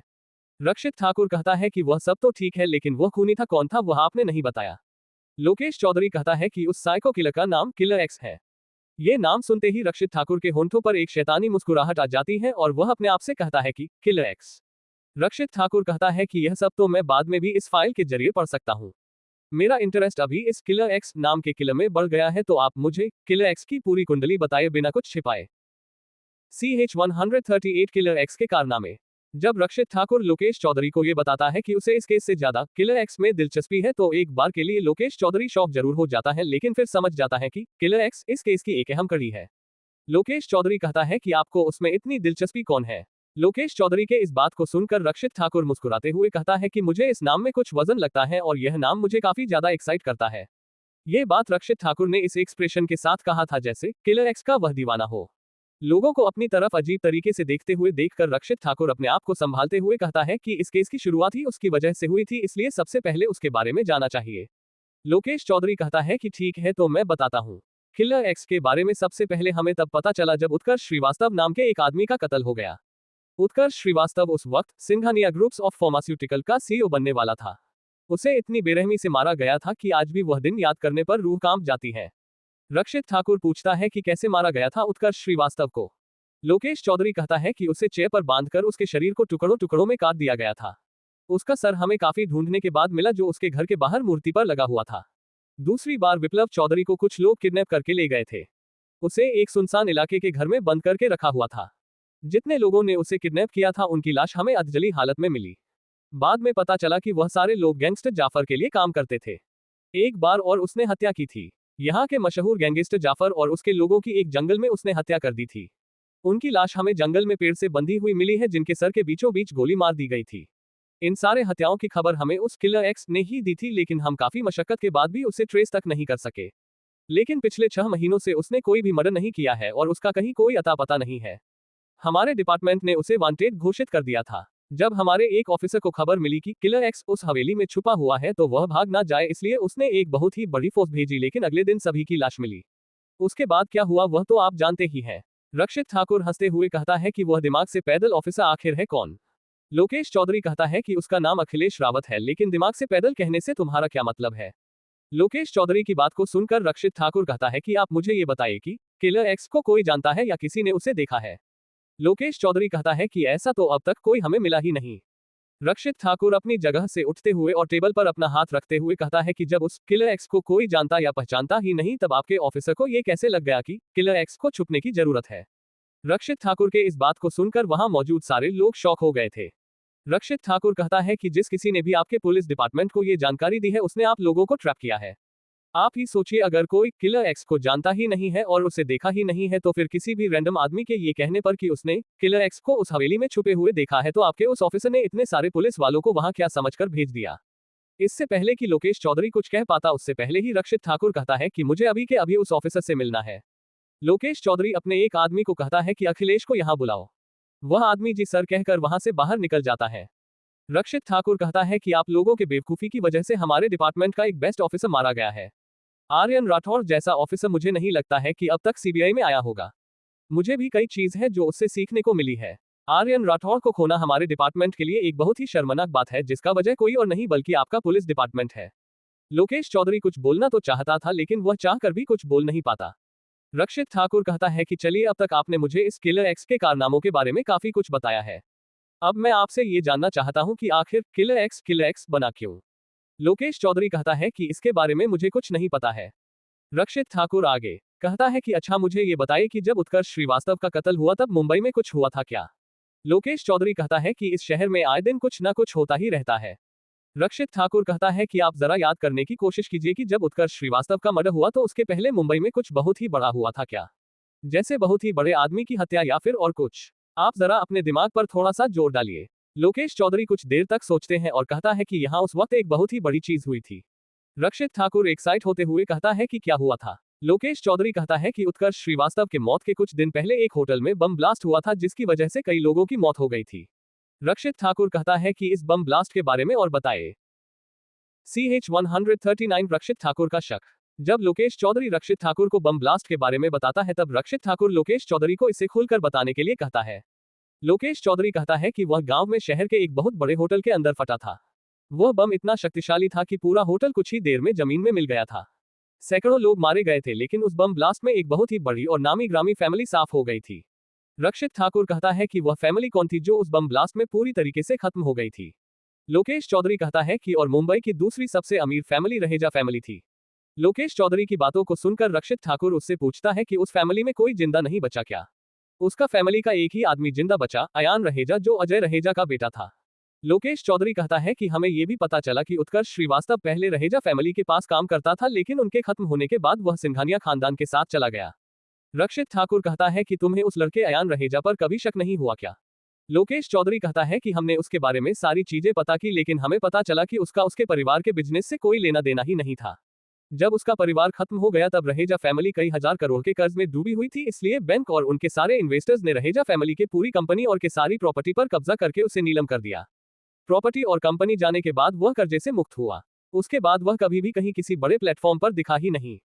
रक्षित ठाकुर कहता है कि तुम लोगों को शक नहीं हुआ कि शायद वही किलर एक्स हो सकता है। लोकेश चौधरी कहता है कि हमने भी ऐसा ही सोचा था, लेकिन जब उसके बाद जितने लोग किलर एक्स के हाथों मारे गए, उनका दूर दूर तक अयान रहेजा और उसकी फैमिली से कोई लेना देना नहीं था। रक्षित ठाकुर कहता है कि जब उसका परिवार बम ब्लास्ट में मारा गया, उस वक्त वह कहां था जो बच गया। लोकेश चौधरी कहता है कि वह उस होटल के दूसरी तरफ था। रक्षित ठाकुर कहता है कि पूरी फैमिली होटल के अंदर थी, तो वह बाहर क्या कर रहा था। रक्षित ठाकुर की बातों को सुनकर वहां मौजूद सारे लोगों के दिमाग में एक ही ख्याल आ रहा था कि रक्षित ठाकुर को इस बात का शक है कि अयान रहेजा ही किलर एक्स है। उसकी बातों से ऐसा लग रहा था कि वह किसी भी कीमत पर अयान रहेजा को ही किलर एक्स प्रूफ कर देना चाहता था। लोकेश चौधरी कहता है कि दरअसल उस होटल का पार्किंग रोड के दूसरी तरफ था। किस्मत से अयान रहेजा उस होटल के पार्किंग में मौजूद था, जिसकी वजह से वह बच गया और उसका सिर्फ एक हाथ ही टूटा। रक्षित ठाकुर हंसते हुए कहता है कि यह कैसा होटल था जिसका पार्किंग रोड की दूसरी तरफ था। लोकेश चौधरी कहता है कि वह रोड और उसके आसपास की सारी जमीन उस होटल की थी, इसलिए ऐसा था। उस होटल की जमीन उस होटल के बगल में मौजूद पुलिस थाने तक थी। रक्षित ठाकुर कहता है कि बगल में पुलिस थाने होने के बावजूद होटल में बम ब्लास्ट हो गया। उस वक्त आपकी पुलिस सो रही थी क्या। लोकेश चौधरी कहता है कि बम ब्लास्ट करने वालों ने हमें बताकर बम ब्लास्ट थोड़ी ना किया था। अगर हमें इस बात का पता होता तो हम वह बम ब्लास्ट होने ही नहीं देते। रक्षित ठाकुर लोकेश चौधरी से पूछता है कि जिस होटल में बम ब्लास्ट हुआ उसका मालिक कौन था। लोकेश चौधरी कहता है कि उस होटल का मालिक यहाँ का मशहूर बिजनेसमैन राजकुमार जिंदल था। रक्षित ठाकुर अपने मुंह को लोकेश चौधरी के मुंह के पास ले जाते हुए कहता है कि तो वह सारी बातें हो गई जो आपने फाइल्स में लिखी है, अब आप मुझे वह सब बताइए जो फाइल से बाहर है। लोकेश चौधरी रक्षित ठाकुर के पूछता है कि आपके कहने का क्या मतलब है। रक्षित ठाकुर कहता है कि मुझे वह सब भी जानना है जो आपके पुलिस डिपार्टमेंट ने दबा दिया। उन चीजों को आपके पुलिस डिपार्टमेंट ने बाहर ही नहीं आने दिया। लोकेश चौधरी कहता है कि आपका सोचना गलत है, मुंबई का पुलिस डिपार्टमेंट ऐसा नहीं है। रक्षित ठाकुर अपने जगह से उठते हुए कहता है कि पूरे देश का पुलिस डिपार्टमेंट ऐसा ही है और ऐसे डेवलप सिटीज में ये तो बहुत ही आम बात है। अगर आप बताना नहीं चाहते हैं तो मत बताइए, लेकिन मैं अपने तरीके से पता कर ही लूंगा। रक्षित ठाकुर लोकेश चौधरी को देखते हुए एक स्माइल देता है और वहां से चला जाता है। रक्षित ठाकुर के जाने के बाद लोकेश चौधरी मन ही मन कहता है कि रहेजा फैमिली के खात्मे के पीछे जिन लोगों का हाथ है उनके बारे में अगर तुम सिर्फ जान जाओगे तो अपने पूरे सीबीआई सहित खत्म हो जाओगे। ये सोचते हुए लोकेश चौधरी के चेहरे पर एक स्माइल आ जाती है। अपनी तरफ आने वाली इन खतरों से अनजान अयान अपने ऑफिस पहुंच गया था। ऑफिस पहुंचते ही अर्जुन राव अयान को अपने केबिन में बुलाता है और कहता है कि तुम्हारे लिए खुशखबरी है अयान। अयान कहता है कि बताइए कौन सी खुशखबरी है। अर्जुन राव कहता है कि लंदन में जिस हमले की वजह से उस सॉफ्टवेयर की लॉन्चिंग रुक गई थी उसे 2 महीने बाद फिर से लॉन्च किया जाने वाला है। तुम्हें एक बात जानकर ताज्जुब होगा कि इस बार इस लॉन्चिंग को मृत्युंजय चक्रवर्ती नहीं बल्कि राजेश मित्तल करने वाला है। अयान ये बात सुनकर थोड़ा नहीं बल्कि बहुत ही ज्यादा शॉक हो गया था। अयान मन ही मन कहता है कि राजेश मित्तल जैसा प्लेबॉय बिजनेस में कैसे उतर गया। अयान ये सब सोच ही रहा था कि उसका फोन बजने लगता है। CH-140 रक्षित ठाकुर का बुलावा। अयान अभी यह सोच ही रहा था कि राजेश मित्तल जैसा प्लेबॉय बिजनेस में कैसे उतर गया, तभी उसका फोन बजने लगता है। अयान फोन उठाता है और उसके फोन उठाते ही सामने से आवाज आती है कि क्या मेरी बात अयान रहेजा से हो रही है। अयान कहता है कि हाँ बिल्कुल मैं ही अयान रहेजा हूँ। सामने से आवाज आती है कि मैं पुलिस हेडक्वार्टर से बोल रहा हूँ। आपको सीबीआई के ऑफिसर रक्षित ठाकुर ने पुलिस हेडक्वार्टर में बुलाया है। अगर आप अगले 1 घंटे में हेडक्वार्टर नहीं पहुंचे तो हमारी पुलिस टीम आप तक पहुंच जाएगी। अयान इससे पहले कि कुछ बोल पाता या पूछ पाता उससे पहले ही वह आदमी फोन काट देता है और अयान हिलो हिलो करता रह जाता है। अयान मन ही मन सोचता है कि अब सीबीआई वालों का मुझसे क्या काम हो गया। मुझे वह आदमी बुला काम रहा था बल्कि धमका ज्यादा रहा था। अयान ने रक्षित ठाकुर का नाम कई बार सुना था क्योंकि उसे सीबीआई के सनकी ऑफिसर्स में से एक माना जाता है। एक बार अगर रक्षित ठाकुर किसी के पीछे पड़ जाता है तो उसे पूरे तरीके से बर्बाद कर देता है। अयान फिर अंदर ही अंदर मुस्कुराते हुए कहता है कि अब तो वहां जाकर देखना होगा कि रक्षित ठाकुर नाम की आंधी मेरे जिंदगी में कौन सा तूफान लाती है। अयान वहां से उठकर जाने लगता है, तभी अर्जुन राव कहता है कि कहां जा रहे हो। अयान कहता है कि मेरा बुलावा आया है इसलिए मुझे जाना होगा। अर्जुन राव कहता है कि कहां थे आया है तुम्हारा बुलावा, मुझे तुमसे एक बहुत ही जरूरी बात करनी है। अयान कहता है कि पुलिस हेडक्वार्टर से बुलावा है तो जाना ही होगा। अर्जुन राव शौक में कहता है कि पुलिस हेडक्वार्टर से तुम्हारा बुलावा क्यों आया है। अयान कहता है कि कमाल की बात कर रहे हैं आप, मैं वहां जाऊंगा तब ना मुझे पता चलेगा कि आखिर मुझे ही क्यों बुलावा आया है। इतना कहने के बाद अयान अर्जुन राव के ऑफिस से निकल जाता है और पुलिस हेडक्वार्टर की तरफ निकल पड़ता है। यही फोन राजकुमार जिंदल, संजय सिंघानिया, शबाना रऊफ, अखिलेश रावत को भी गया था। उन लोगों को भी यही धमकी दी गई थी अगर वह लोग यहाँ नहीं पहुंचे तो पुलिस की एक पूरी टीम पहुंचेगी उन्हें उठाकर लाने के लिए। अगर ऐसा होता तो राजकुमार जिंदल और संजय सिंघानिया के इमेज पर खतरा हो सकता था। मार्केट में उनकी बनी बनाई इज्जत खतरे में आ सकती थी जिसकी वजह से उनके बिजनेस पर नकारात्मक असर पड़ सकता था। इसलिए ये लोग भी पुलिस हेडक्वार्टर के लिए निकल चुके थे। अखिलेश रावत और शबाना रऊफ को तो आना ही था क्योंकि उनके सीनियर्स ने उन्हें बुलाया था। अयान लगभग आधे घंटे के बाद पुलिस हेडक्वार्टर पहुंच गया था।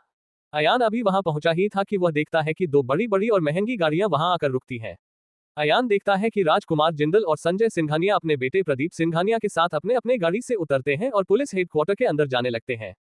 कुछ देर के बाद अयान देखता है कि अखिलेश रावत और शबाना रऊफ भी वहां आ जाते हैं और पुलिस हेडक्वार्टर में चले जाते हैं। अब अयान को धीरे धीरे समझ में आ रहा था कि यहाँ सिर्फ उसे ही नहीं बल्कि और कई लोगों को बुलाया गया है। लेकिन अयान यह नहीं समझ पा रहा था कि आखिर उसे यहाँ क्यों बुलाया गया है।